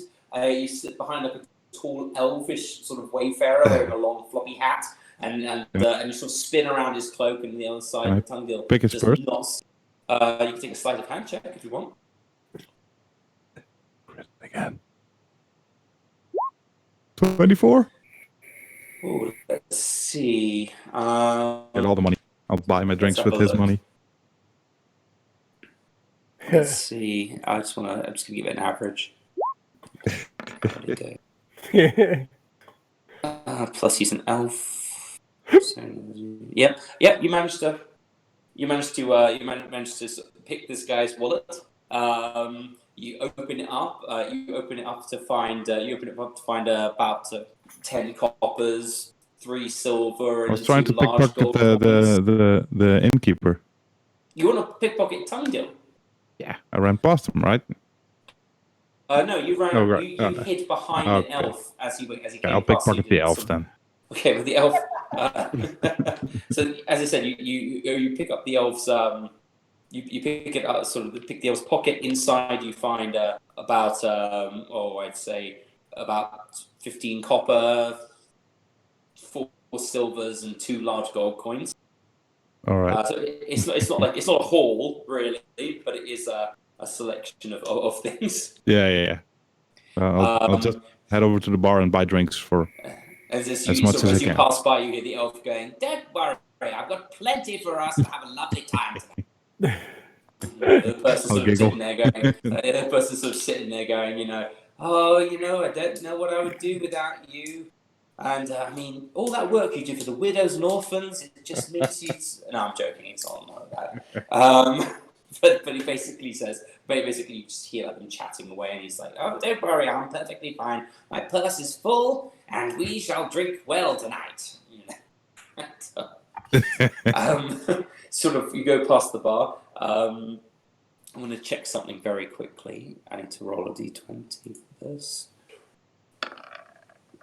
Yeah, okay. I was going to see whether Gartan noticed that you've done it, but he's completely oblivious at the moment. He's run off his feet with a number of patrons. As you see, as she follows behind. Fistra, you see. Well, I think. You don't see me. With that slate of hand roll, perception check. Perception, all right. She can't even see me. Oh yes, she can't see you. That's right. She's stealth. You'd have to crit. He slipped away from your. He slipped away from your sight. And you can't really see what's happened. Next thing you know, you sort of see him pop up at the bar, opening a purse that you know isn't his. But that's buying drinks. Buying drinks from everybody around him. Yeah. Vistra, as you and Pedrick enter. So Pedrick, as you enter, and Vistra, you would know as well as you come in. You hear from a large corner of the room, and there's a lot of people sort of surrounding it. You hear the sound of music and feet stamping, and you can hear a voice that you kind of recognize. Sort of piping up and singing a merry sort of ditty about outsmarting kobolds and defeating the wearers of purple and all these sorts of and it's all highly amusing sort of funny stories which end up with the adversaries being thoroughly confused and the great and noble hero defeating them by taking his trousers off and all sorts of really weird stories, and then you suddenly realize you recognize this voice. And looking up, both of you look towards the stage area, and upon that stage you see a human male, relatively tall. He's sort of carrying a range of instruments attached to his back, very sort of gregariously gesturing to the crowd, and they're whooping and laughing as he's telling these bawdy stories and singing these funny songs. And you notice, hey, it's him, Hal, on the stage. Pedrick, just in a very... I didn't hear that. I'm sorry, I thought you were talking again. I said Pedrick in a loud voice just shouts, "You folks over there hooting and hollering like the man is already trousers." And then he looks, and if he recognizes Hal, he says, "Put your pants back on, Hal." Never! He moves over to greet him. Okay, All right, so you move over to the stage. You have to push your way through all the patrons, sort of to get there. But you manage to make your way to the stage. Hal, you see Pedrick a mile away. He's pushing his way through. He's like in big armor. He's 6'6", over 6 feet tall, sort of pushing his way through towards you. You see him coming towards you, and you hear his cry, "Put your pants back on!" Never! You scream, not really recognizing that it's him until actually you see him, and behind you, sort of sauntering behind him, quietly as can be, sort of Vistra is also approaching the stage. Is that right, Vistra? You approach this? Yes. Yeah. Oh my god, you guys! What's up? I haven't seen you in like weeks. It's like about 5 days, I think. It's not even been like 5 whole days. That's like, in my mind, that's like 6 weeks. Pedrick jokingly looks at Vistra and says, "Do you know this guy?" Perhaps no, I don't. This is very peculiar. He's vaguely familiar, but I'm not sure just who the hell he is. Is he buying drinks? He says to Vistra. So, this is right. Weird how. I'll come over with drinks. Yeah. Point comes over with drinks that are not his to spend, or money's not his to spend, you know. Drinks for everyone. Set of drinks. Thanks, Tack. And she downs hers. I have money. You didn't know. I'm going to continue regaling the crowd with the tale about the time that we were searching that cave, and I was afraid that there were going to be those dragon monsters in there, so I smeared myself with extra to prevent being detected. Fisher holds her nose as she remembers. I would have made it, but the smell gave me away. Pedrick taps one of the patrons on the shoulder and he says, "Wait till he gets to the part about the 3 stairs."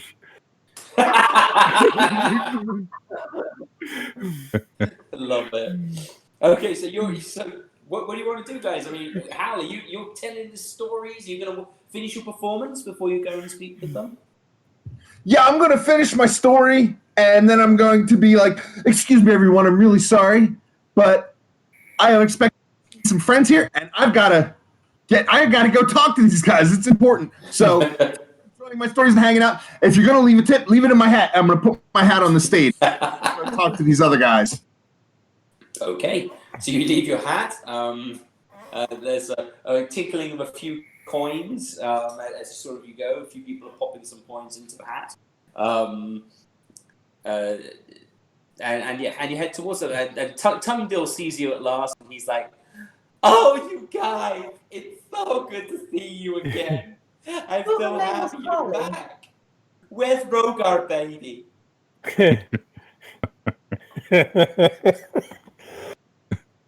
Is he okay? I haven't seen him. I've never met this dude, so I'm like, what the heck is this guy doing? He comes up to you.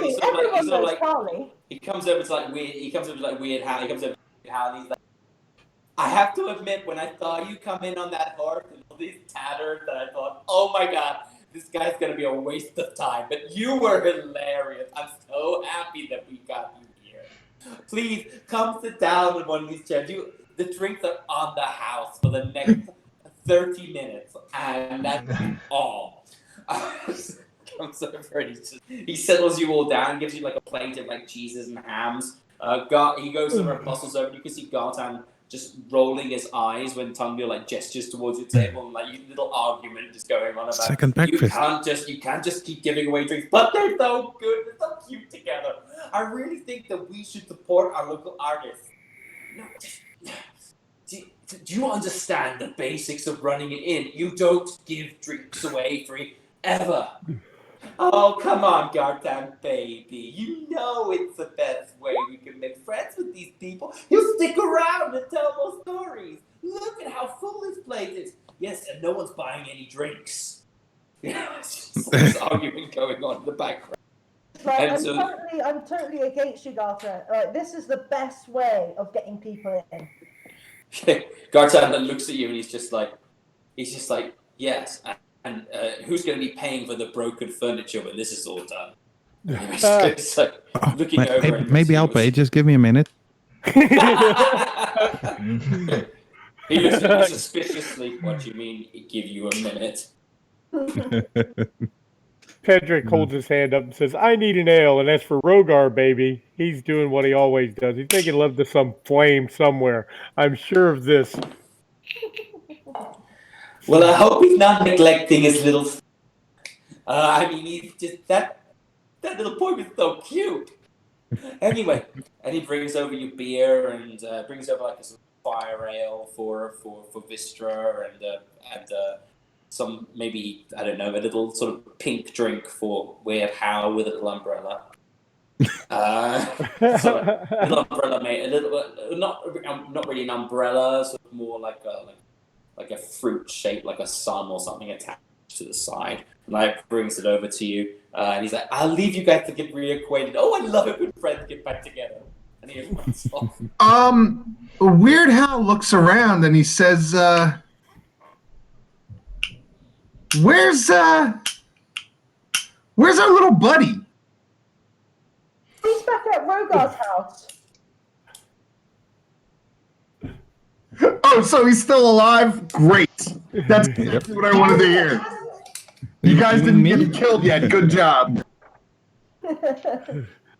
Pedrick's like, that little Copernicus is nothing but Rogar's shadow.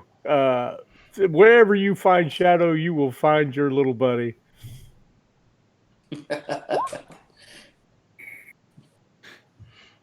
Guys, listen. I have a really big story to tell you. While I was gone at the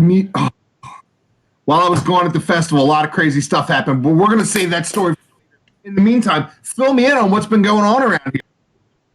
I still have something for you. I'll give him the dagger of Sunfire back. Oh, I was missing this the whole time. I was wondering where it was. Yeah, I might have took it on accident. I accidentally found it. Actually, Weird Hal gave it to you. If you remember correctly, Weird Hal he gave gave it to me. Yeah, to look after it because he thought you might need a bit of extra help. Here you go.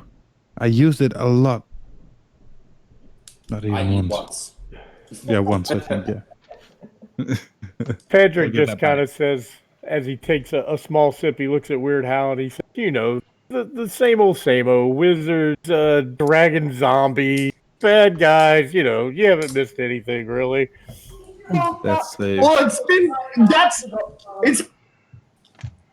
It's been 5 days and all you had to say is dragon, zombies, and wizards.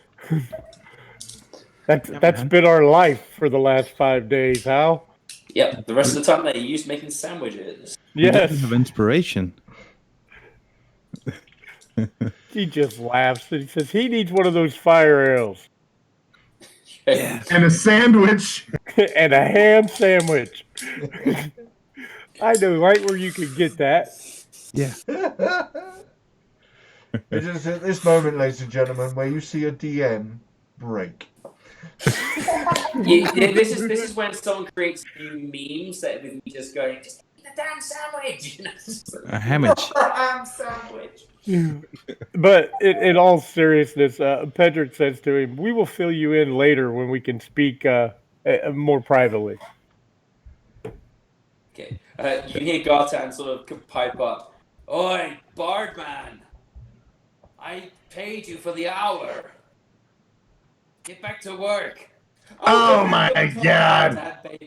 I'm just talking to my. All right, you know what? That's fine. I'm gonna go ahead.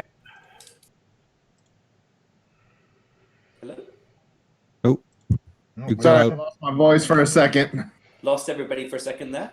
Am I back? Can you hear me? Yeah, I can hear you. I can hear you. Yep. Hello? There we go. We got you. Okay. I'm just gonna head. I'm gonna head back to the stage, and I'm gonna pull out my little mini harp thing. I forgot it's lute. And I'm gonna start jamming out. Yeah, so you're jamming out in the middle of the front. Everyone's like and cheering, and you can tell that the atmosphere. I mean, they may not. The people in this town may not have known exactly what went down, but they know things have changed. and it seems like a little bit of the oppressive atmosphere that sort of that Tungdil had sort of hinted at when you were last here seems to have evaporated. The whole place seems to be like thumping with energy at the moment. There's a lot of little gnomes like jumping up and down and punching their fists in the air while you're playing, and you've got a couple of Sturk Dragonborn crossed arms like bopping their heads. I'm always a big hit with the gnomes. Gnomes and little kids love me. Yeah. They create the gnome mosh pit. Yeah. The first I'll gnome try and mosh stage pit. dive. Yeah. Okay, he's trying to stage dive. The gnomes quickly move out of the way. You land on the floor. So basically, your show goes on for about another hour. Okay, and I'm gonna close with gnome on the range. Oh god. Very big hit. Gnome on the range. Gnome on the range.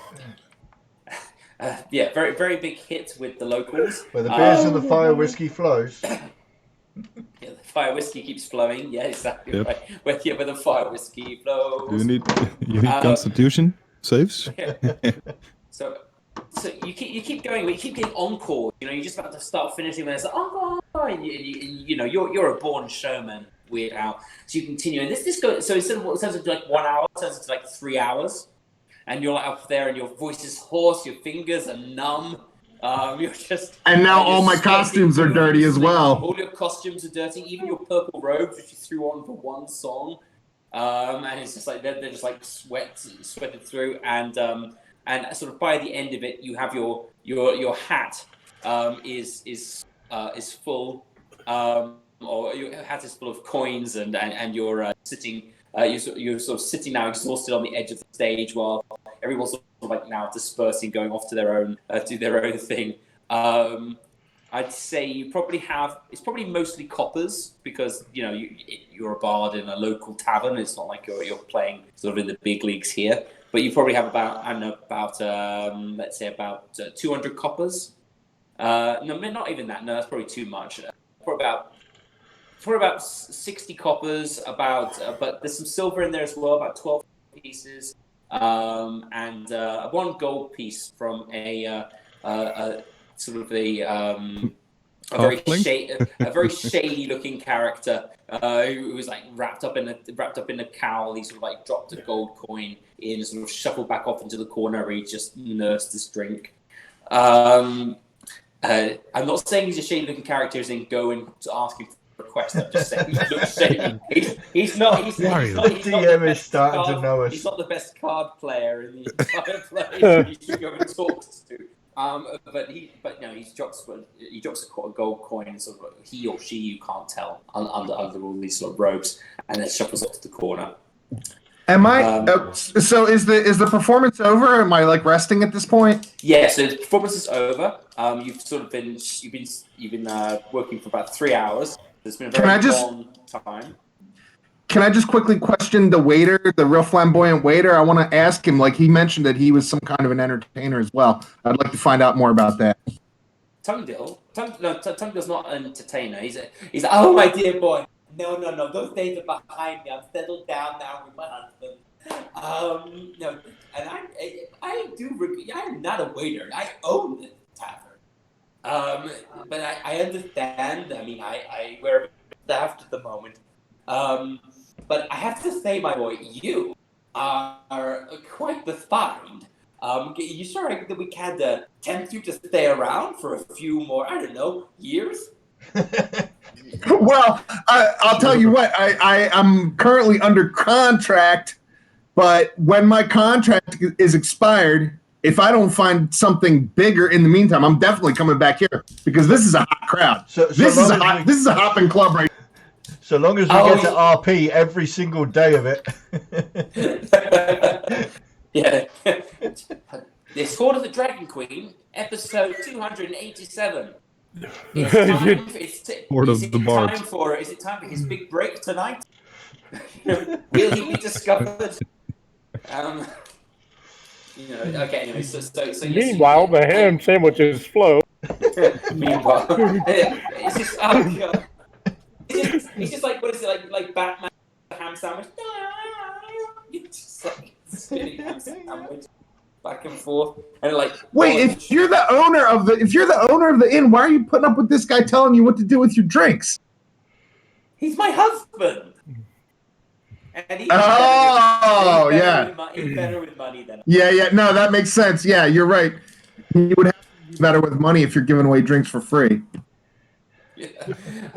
well, that's what he always tells me. But but he is absolutely packed at trying to get anyone decent in here to play for it. I mean, he scares people away. He just looks at them.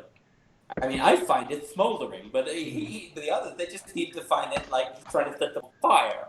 I mean... The Black Dragon will do that too. We find it, I mean, he liked my stuff, but I mean, but this is not like, it doesn't work for our normal entertainer crowd. I mean, they're normally quite flighty folk, like elves and things like that. Elves are boring. I know, dwarfs are so much better. Anyway, back to canon.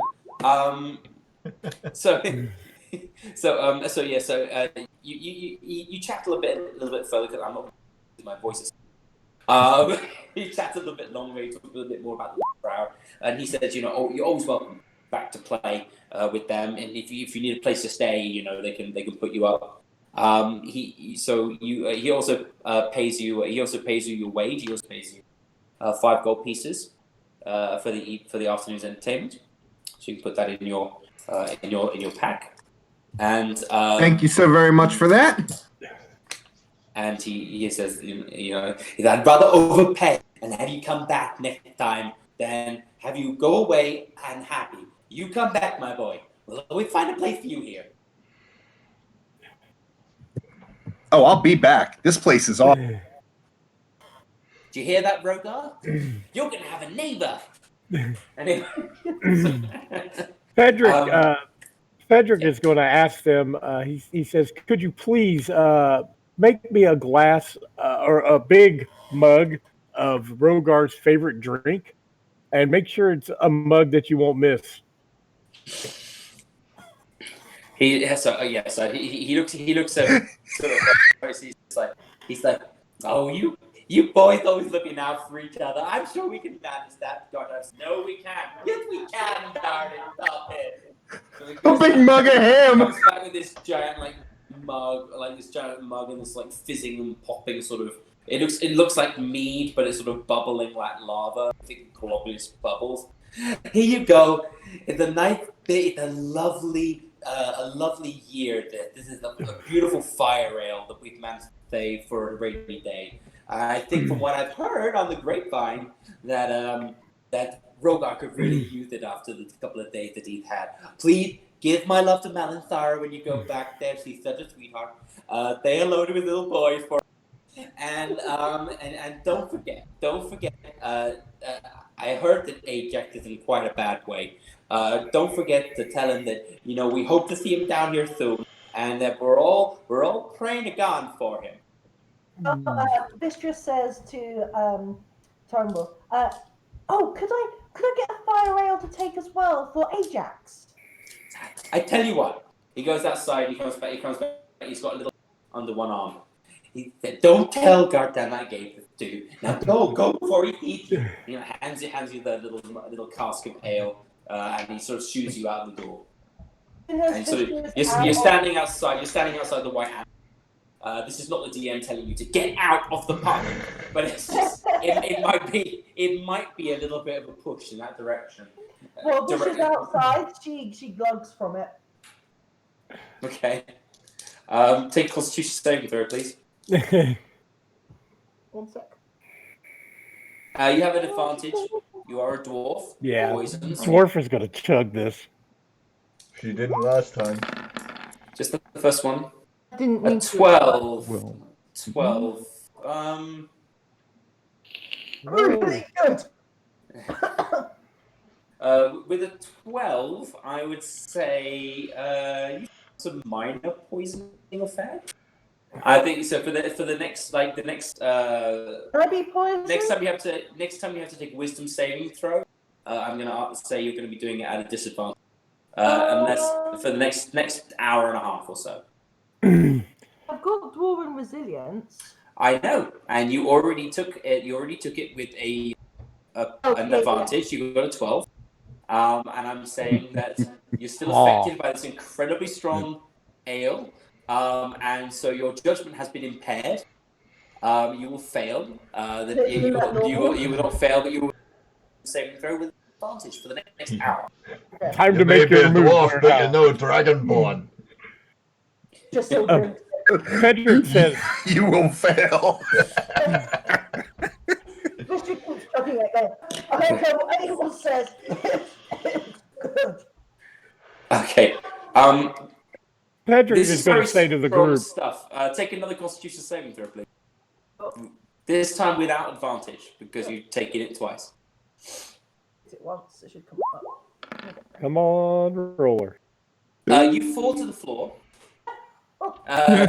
Vistra is out of it now. She's chugged it and she's sort of swaying on her feet and then down face first. Face first in the path.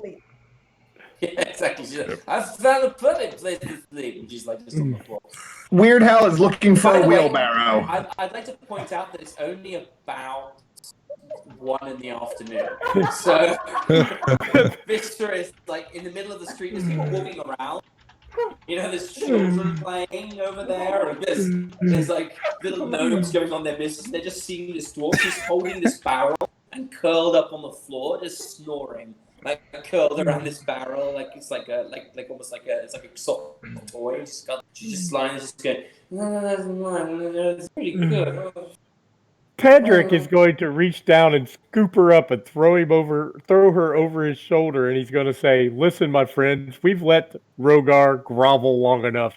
It's time to take him a drink and get him out of this funk. Who's with me?" Of course, Vistra is. She's on my shoulder. Nate,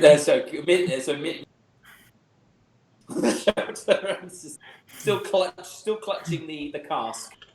Yes. Over his shoulder. And you head back towards Rogar's home. Are you going to The do anything on forge, the way? actually. We're going to go to the forge where Rogar is. That is. He's Yeah, I stayed at family home. I forge, stayed he's at the home. family forge, not the business. Okay. Okay. So, all right. So you're approaching the forge.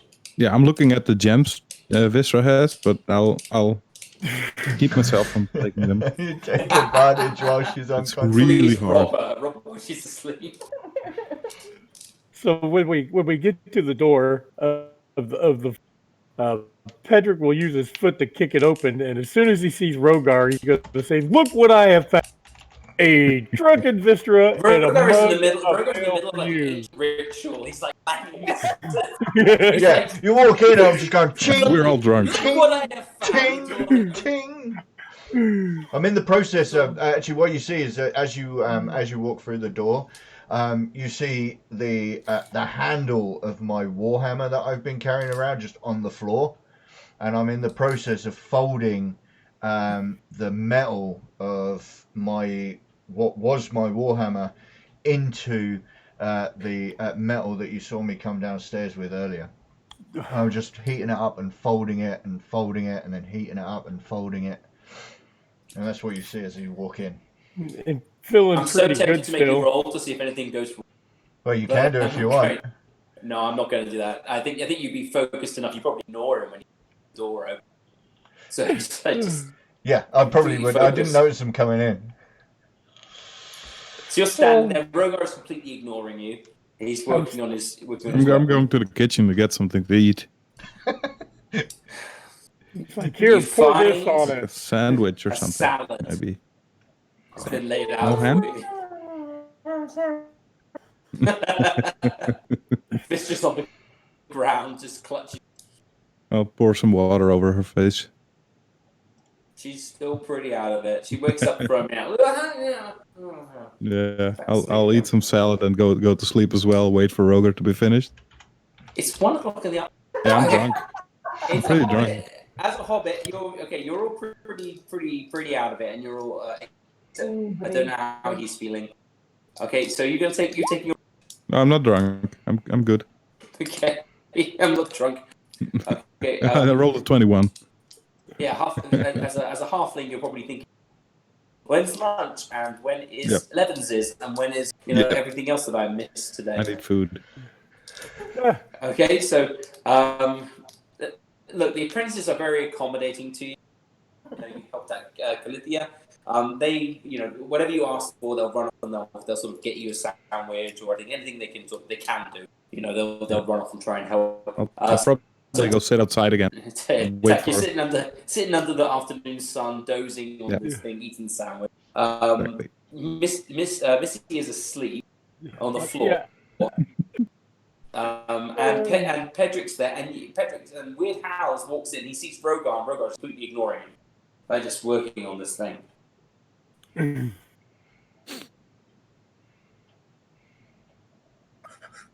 anybody want to do anything? I'm just working.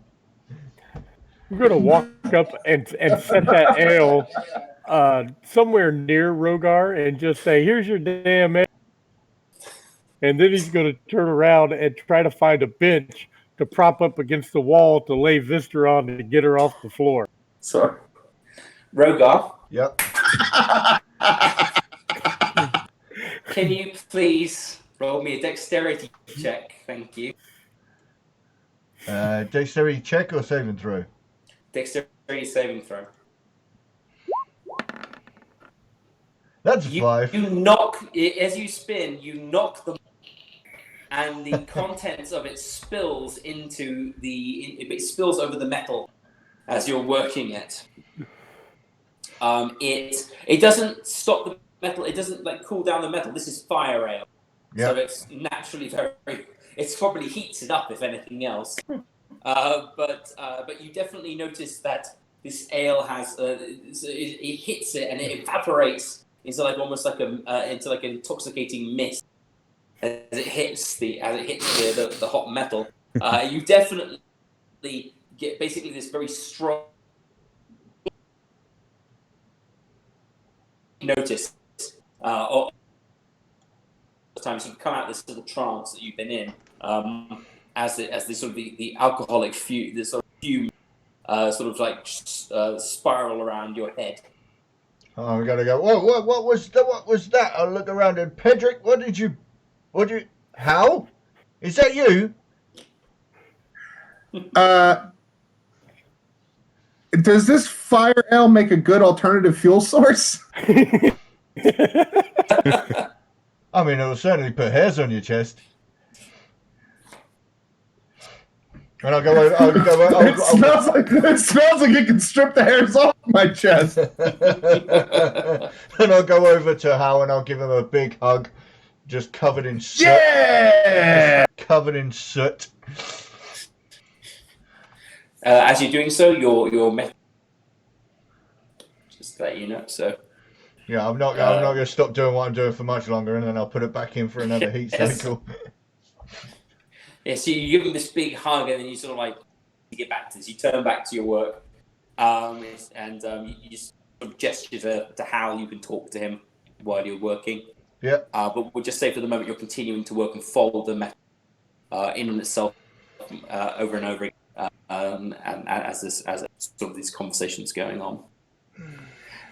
In the background, you kind of see just a little bellows. It's just it's jumping up and holding onto it, and jumping up and holding onto it, and just so you sort of see this little figure sort of scuttling around. The flames stay. Is that my buddy Copernicus?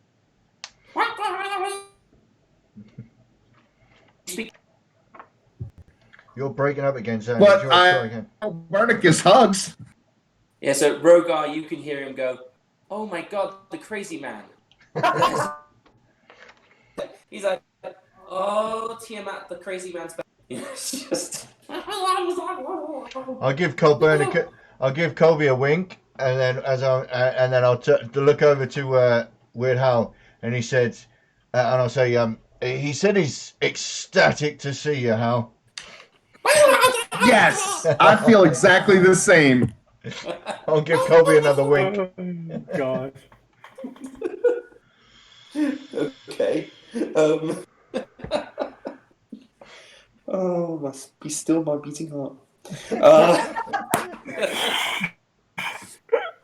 So yeah, so he's very sort of sitting there, and he looks over at you, and he gives you sort of a little wave, claw, and then he jumps back up onto the bellow again. He's keeping the air.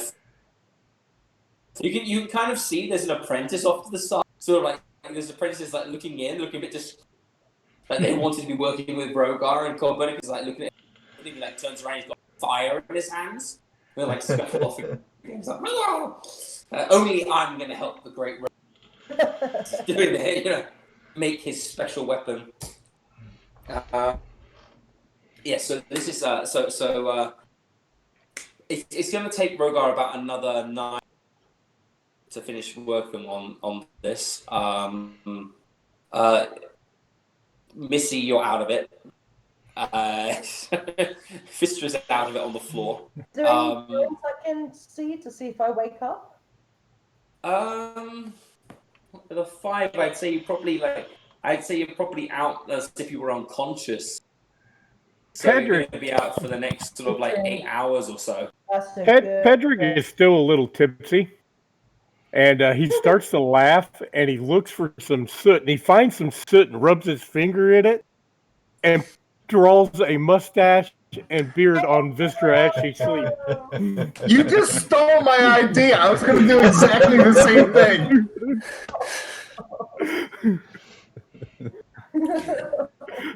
As Rogar's working, he's going to look to the other two. He goes, "This is going to take me, the best part of all night." You guys have been out at least. How's it looking around town? As he's drawing, he looks back and he says, "The people seem to be in a better." The white ant. So the mood has improved. That's good to hear. I got a jumping ovation from the gnomes at the bar. Good. Yeah, they could. By what we've seen, they could probably do with a good celebration.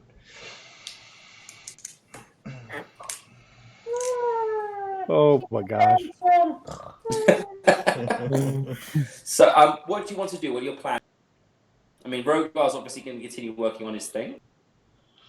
Do you guys want to rest? Just take some time out to I don't know. Do you want to? Tag would probably just chill out and eat and drink and. Yeah, we can just do a fast forward if you want. Like we've all just. I think Rogar would probably suggest perhaps once I've finished up here, maybe we should make plans to head to Elturel in the morning. Well, Vistra has to go and spend 2 days with. Vistra has to go and spend 2 days with Count Kotos Magpia. What we can do is we can basically say that it's gonna take you, Rogar, several days to get your weapon together. So you're just working with. You'll need to work the metal. You need to do the ritual, which will take time, and you need to make which will take time as well. You have to do a vigil. Yeah. So it'll probably take you best part of about another day and a half or so to get everything ready. Vistra, you run to basically the next day when you wake. It's going to be about the next day when you wake up. You trundle off to Kotos Magpia's tower. You go with her as when you get there, you Justin Magpia tell like the stories of how he outwitted the nefarious Harridan Blinkaway Disengulf potion which he managed to get for you. Really, I mean, you know from you probably know he's go and have a conversation or buy it from her, but it's really he's playing it up like a quest, and you sort of sit there and you nod, and it takes about an hour and a half. Vistra, you're bored stiff. Listening to this, my teeth. He's completely forgotten it while he's talking to you, and I went to her. I answered her riddles 3, and I managed to cross the nefarious bridge of doom, leading to the inner sanctity of the. You rang the doorbell, didn't you? That's what you did. You know, in your head. You basically just knocked on the front door. That's all you did. But no, you've got this story. He gives you this. So Pedrick, he gives you this potion of restoration. My friend, I hope next time that you come, that we can sit down again and while away the time. Great stories of your adventures, and of course those of mine. The great Kotos Magpier. I'll have many more stories to tell you when you come next. I whisper to Pedrick, run. You have what you want. Go now what you can. Pedrick just kind of chuckles and says, "You know I will return. How can I live without the scales of your majesty?" And he looks at Vistra and chuckles and turns to leave. Okay, so you Vistra is thinking, I really think that you're able to leave right now. I have to stay with this man. So you basically you manage to go. You take the potion. It's a potion of regeneration, which allows you to regenerate a body part, which will allow you to get your eye back.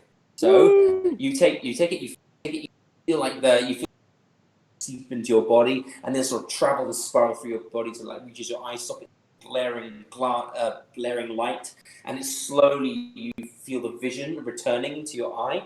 You take off your patch, and you now have 2 eyes again. You are no longer at disadvantage from perception checks require wisdom saving throws requiring vision, Awesome. or anything that requires vision. Any chance one came back in a different color? Would you like it to? Yeah, add some character. That sounds good then. All right, so you get one that comes back a different color. What color? Let's randomly roll it then. That sounds like a good plan. Let's see. What do you think? A die 20? Yeah, roll a d20. Okay. Let's see here.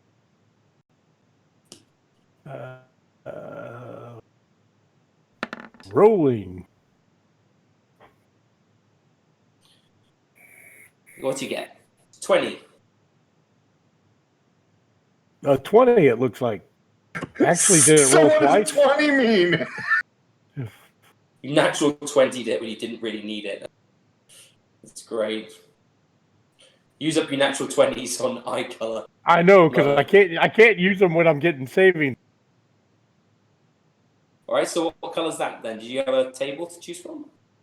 I'm going to say it comes back yellowish with streaks of red. Okay. So you now have one eye that is normal, and the other eye streaks of red. And of course, he will see this as a sign from Torm, of course. Torm, yes. So you see a sign. You see it as a sign from Torm. You know that this is one of the colors of your order, and you sort of see it as a sign that the Torm must be happy with you to give you an eye back that has such a sort of a holy color. You walk around sort of for a day. You're kind of glaring at people. Are you an abomination? You're an abomination. Sort of like with your eye, just glaring at. You're almost like mad. You've got like your regular eye, and you've got this really weird eye, and you go.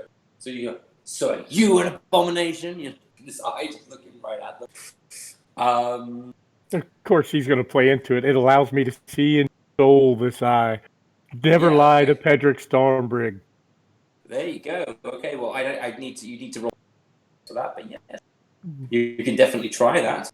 Okie dokie. So, Vistra, you spend 2 torturous days with Kotos Magpier. Really, you feel that this introduction to magic could have lasted maybe about 4 hours, but it stretched out to almost 2 days as you have to try and pull the information from little bits and pieces from Kotos Magpia's stories about himself and his exploits. Fisher gained 1 or 3 points of insanity now. No, unfortunately not. We're not playing that type of game. But if we were playing Call of Cthulhu, maybe. But we're not playing that right now. So you have this. You get basic instruction in magic from him. He shows you how to create your own spell book. He teaches you 2 of his own personal spells, Visibility and Minor Image. Was it Minor Image? Let me just check. It was Mirror Image and Invisibility, which can go in your book. You can't cast them yet because you don't have the right spell slots, but when you do, you can. They'll be in your list because he's a master of sort of illusion. And you on the second day you've learned a couple of sort of like basic spells from him that you can recall, and you're just about sort of you realize that you've just about learned all you can from Kotos. And when he suggests that he needs some rare herb from outside, sort of like near Blingdenshard, he doesn't want to go there himself. You jump at, basically you book it out of there as quickly as you possibly. You've got your own spell book now, and if you have to hear one story that includes the Kotos Magpia, you're going to go insane. So you just run for Rogar's home. When you get there, everybody looks at you disheveled. You've got bloodshot eyes. You're like glaring at everybody, and you're twitching like uncontrollably. It's like a very traumatic experience. I will, to the others, I'll probably say, I just need to be alone for a moment. And I'll just go to the room. Pedrick smiles and says, "Come, let me regale you stories of history." And chuckles.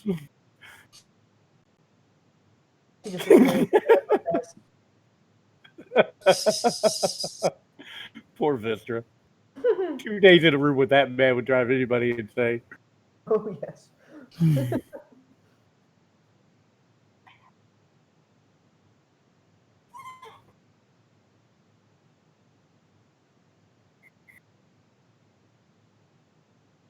Yes, of course. So one of the apprentices scuttles off to find Pedrick. Pedrick, he finds you. He tells you.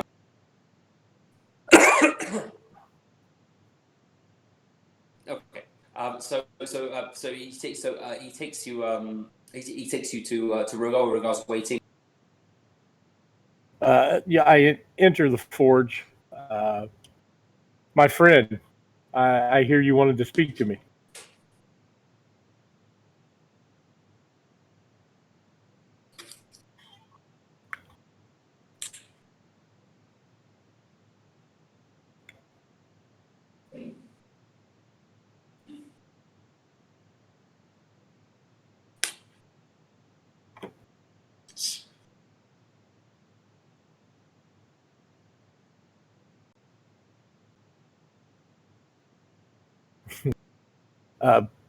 Pedrick says, why did you wait so long? He says as he reaches out and touches Rogar's ribs. Has to be level 2. Has to be level 2 or more. Level 2. Okay. So you feel your hips. You feel your hips moving. You feel your ribs sort of like fusing back together. You breathing disappears. You gain 11 hit points back. Excellent. Thank you very much. Sorry, back. And I'll give him a good stretch, and I think, thank you very much indeed, my friend. That feels much better. And Pedrick says, if it would be okay with you, I would like to put a blessing on this act that you're doing with the hammer from your father. Of course, be my guest. And he just does a little prayer to Torm, asking him to bless this hammer and Rogar in the act of creation.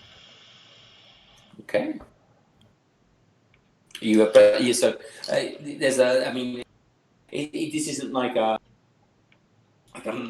magical blessing. It's just like you say the word. Right. You feel like a sort of approval from your god. There is no like noticeable effect the work itself, but you do feel that your god is pleased by the way you are toward your comrade by giving a blessing upon his creation. And once he's finished that, I'm then going to take out the where's it gone? The little little token, the little handcrafted crappy dragon thing that the kobold had created. I'm going to take that from where I'd taken it off of my old warhammer, and I'm going to place it on the scorching hot metal, and then fold over a bit that I'd separated. I'll fold that over and fold it into the hammer. Okay. Yep. So, you're going. So most of it will burn away. It's like ash. Yeah, it's fine. That's heat. It's a symbol. Okay, so symbolism. So symbolically, sort of bring into the your new creation, like part of the exploits of your past. Yeah. Okay. All right. Okay. So we'll talk a bit more about the forging in the next episode, because we need to talk about that in between episodes, if that's all right. Yep. But yes, sorry. Weird Hal? Yeah, I just wanted to say that if we're spending some time doing something in the background, what Weird Hal is doing, he had kind of a bad experience with this elfish dude at the festival, and he's writing a song about it called Elf on a Shelf. Elf on a shelf. Okay, so okay, you're working on your new masterpiece, Elf on a Shelf, and it seems to be quite a popular number from what you can hear from the apprentices. So you're working now. Maybe you now have a song called Elf on a Shelf. Sorry, I just saw from Tack's got to go in a minute. All right. So Tack, is there anything you want to sort of say or do before?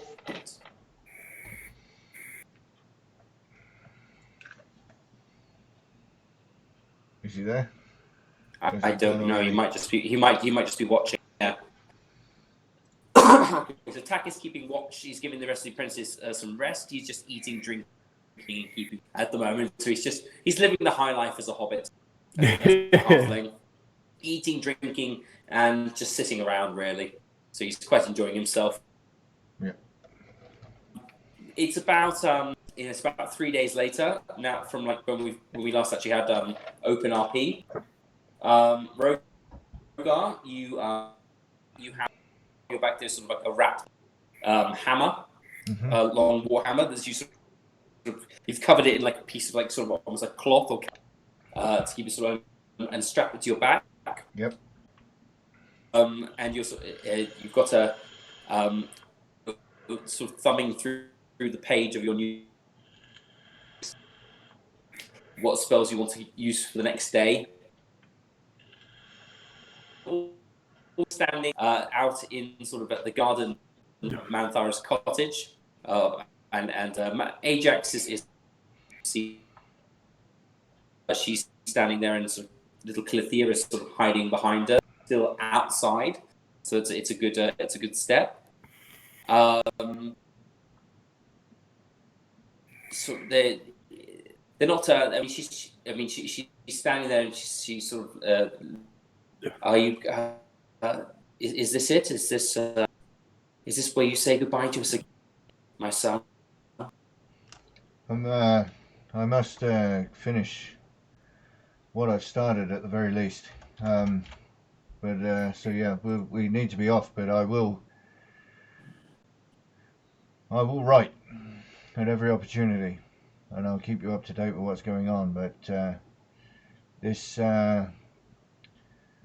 cult is much bigger than Glimmerscale, and currently, I said to Father, currently me and my compatriots are the only ones that have the information that anybody with any influence has to deal with them.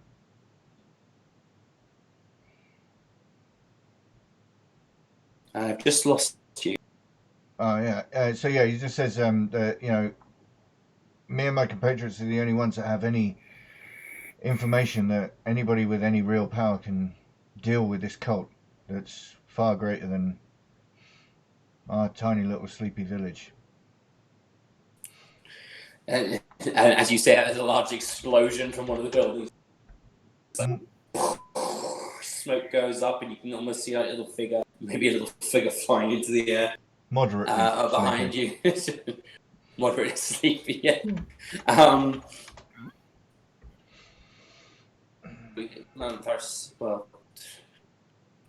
We can't keep you here, and of course, you're a good boy. You'll do what you set out. You tell that old drunkard on Darth Room that I want a word with him next time he's in Glimmerscale. I'm sure he'll look forward to it. She sort of humps. Little steam comes out of her nostrils. Sort of Copernicus is kind of standing in between you and your mother, and he's sort of looking over. He's sort of looking at you again.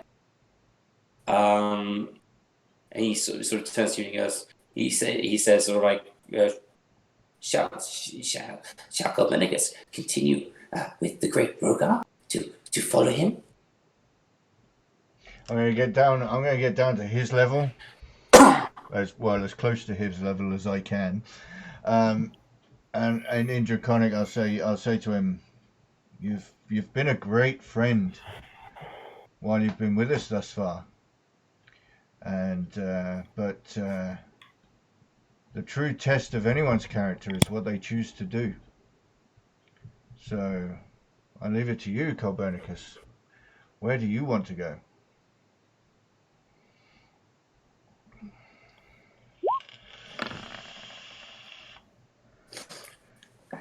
I will continue to follow the great Rogar. It is my choice, my destiny. And I'll give him a gentle pat and go, so long as it's your choice. Yes, my choice to follow the great Rogar, as Rogar told me to. I will follow the great Rogar. And I'll turn to the others. Kobold thinking is a bit of like a paradox. This isn't going to work that way. Yeah. And I'll stand up and I'll turn to the others and I'll say, looks like we still have our kobold friend coming with us. I've expected nothing less. Yes. Pedro I love says, that little guy. Can you teach this young one a civilized language we could all understand? He's saying civilized. He said, I'm the most civilized language of the dragon. You speak like grunting ape. Of course I don't understand him. I said, I'll look at him and I'll look between Pedrick and Kobold and I'll say to Pedrick, says you sound like a monkey. Tell him the monkey says he sounds like a lizard. We're even.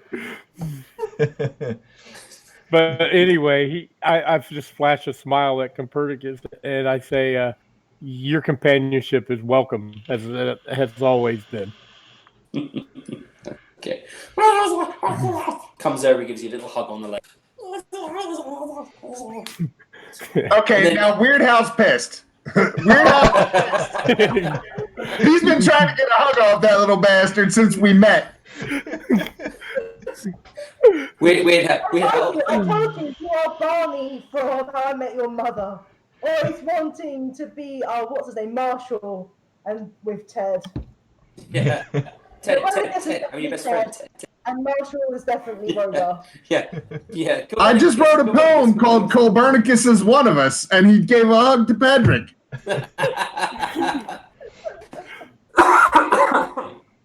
So yeah, nice hug for Pedrick. He sees sort of Weird Al glare. Sort of goes back over to Rogar and stands behind him, looking back at Weird Al with his legs, got his stick out. Oh no, I'm mad at Pedrick. I know. I'm not mad at Kobolds because I'm mad at Pedrick for taking a hug that I wanted. I thought you were mad at him. You see, that's the thing. So he's mad at him. Pedrick puts his hand on Weird Al's shoulder and he says, "My friend," and then pulls him into a big hug. Just hug him. Damn it, that's not what I wanted. Aw, the ape knows how to show emotion. Rogar's also, Rogar's going to turn around to the group and say, before we head off, has anybody seen Otar in the last few days? The last time I saw, he was in the tavern with Bentonef. And just for clarification, I did put in the chat, that when Bentonef and Otar were in the tavern and they were chatting and everything, and after Otar, just for Bentonef just blatantly flirts with her, she does sort of, in a very grunty, gruff way, sort of pulls him upstairs. Ooh. And then afterwards, she does say to him, "Look, I have to," she sort of says to him, "I'll have to go carry on my journey, and please give my regards and wishes to the group." And then she goes. Maybe Otar is just a bit on cloud nine at the moment, walking around town. Maybe lonely. I'm so sorry. Walking around going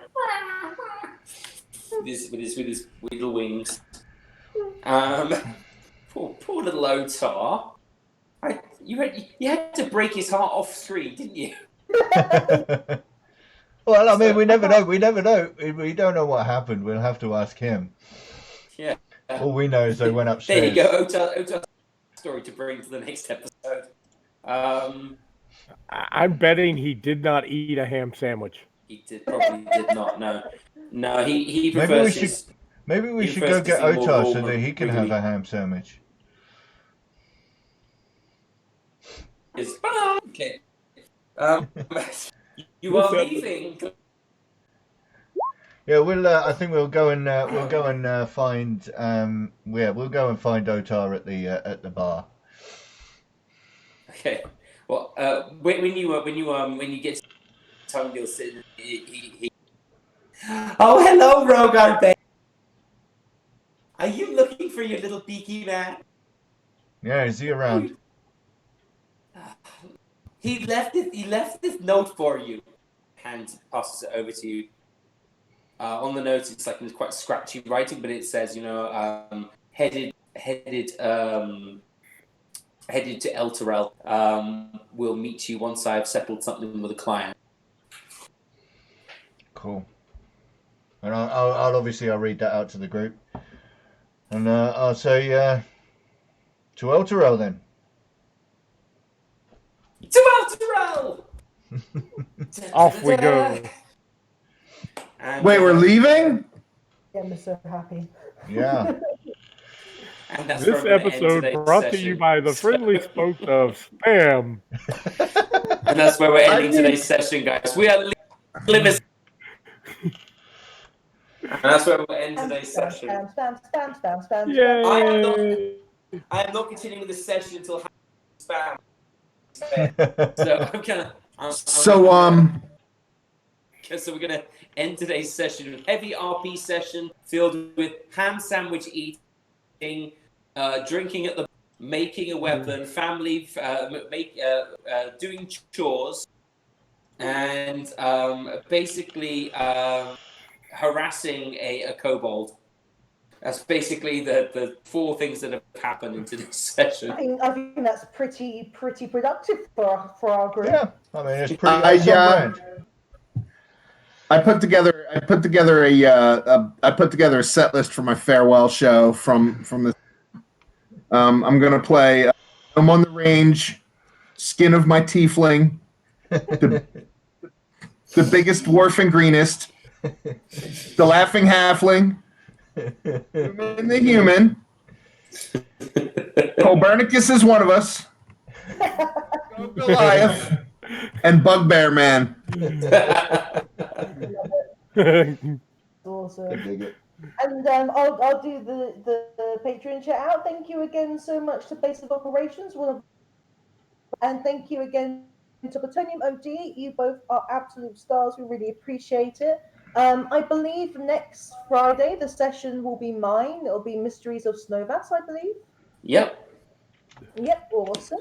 And always happy to have extra players as well, so everyone's welcome. Again, it's a level 16. Doing a bit of a dungeon crawl. Yeah. So that's fun. Whoop whoop. So yeah. And Okay. don't forget, and I'll just throw up a plug as well for Thursday nights, 10 p.m. UK time. Come and join me here at the Meeple Palace, where I continue transforming Skyrim into a D&D 5e campaign. Guys, that was absolutely brilliant. We a lot of RP, a lot of playing D&D anyway. We need to have our. Now we've had a bit of a sort of a light-hearted RP session that we're going to be excited on when we're moving on to Elter. And getting back to the book. Yeah. Quite nice. We've been off book for about the last 6 sessions. So, guys, fantastic. Thank you to everybody. Thank you to Missy TTV, to Base of Operation, to Point, to Kellum, to Point 1985. Sorry, to Kellum. To our returning Weird Hal, which is Miniacs Miniatures, and of course to our absent friend Snowy, who couldn't be here today, and you had a great time because I had a bit of a ball. No, you did spend.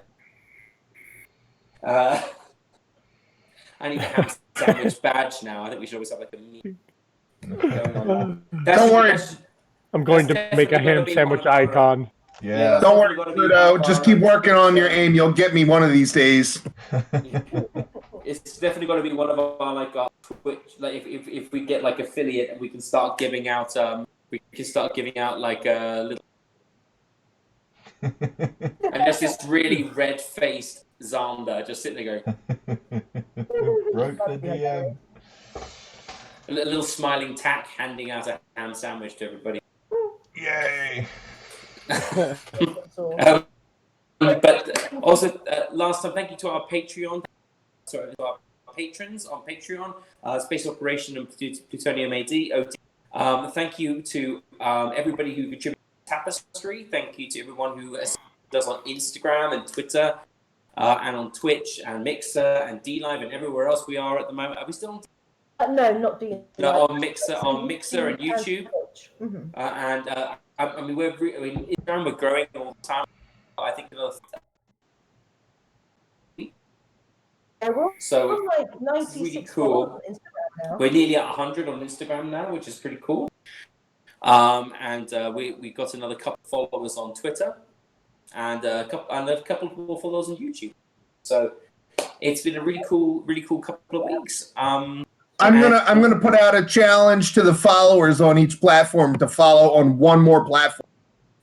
Hey, yeah. Just to remind you as well, this month is our competition month. Doing a competition if you're a patron. If you is it a level? Is it the €3 Patreon? Which one is it? The Paint Off competition is for everyone. Okay, sorry, it's for everybody. Patreon's get a special channel where when they post up their competition whips, that will be exclusively able to be shown on stream. Okay, so yeah, it's open. It's open to everybody. The theme is ancient and Asian. Okay, and you have a color list of pink, green, and gold. Okay, so if you want to be part of that, take part of it. Putting together a few little ogres that I might makes part of my painting challenge. So I'm quite happy with that. Yeah, guys, you've been amazing. Thanks for watching us, and good night. Yeah. Bye. Good night. Bye. Bye. Bye, everyone. Bye. Roll.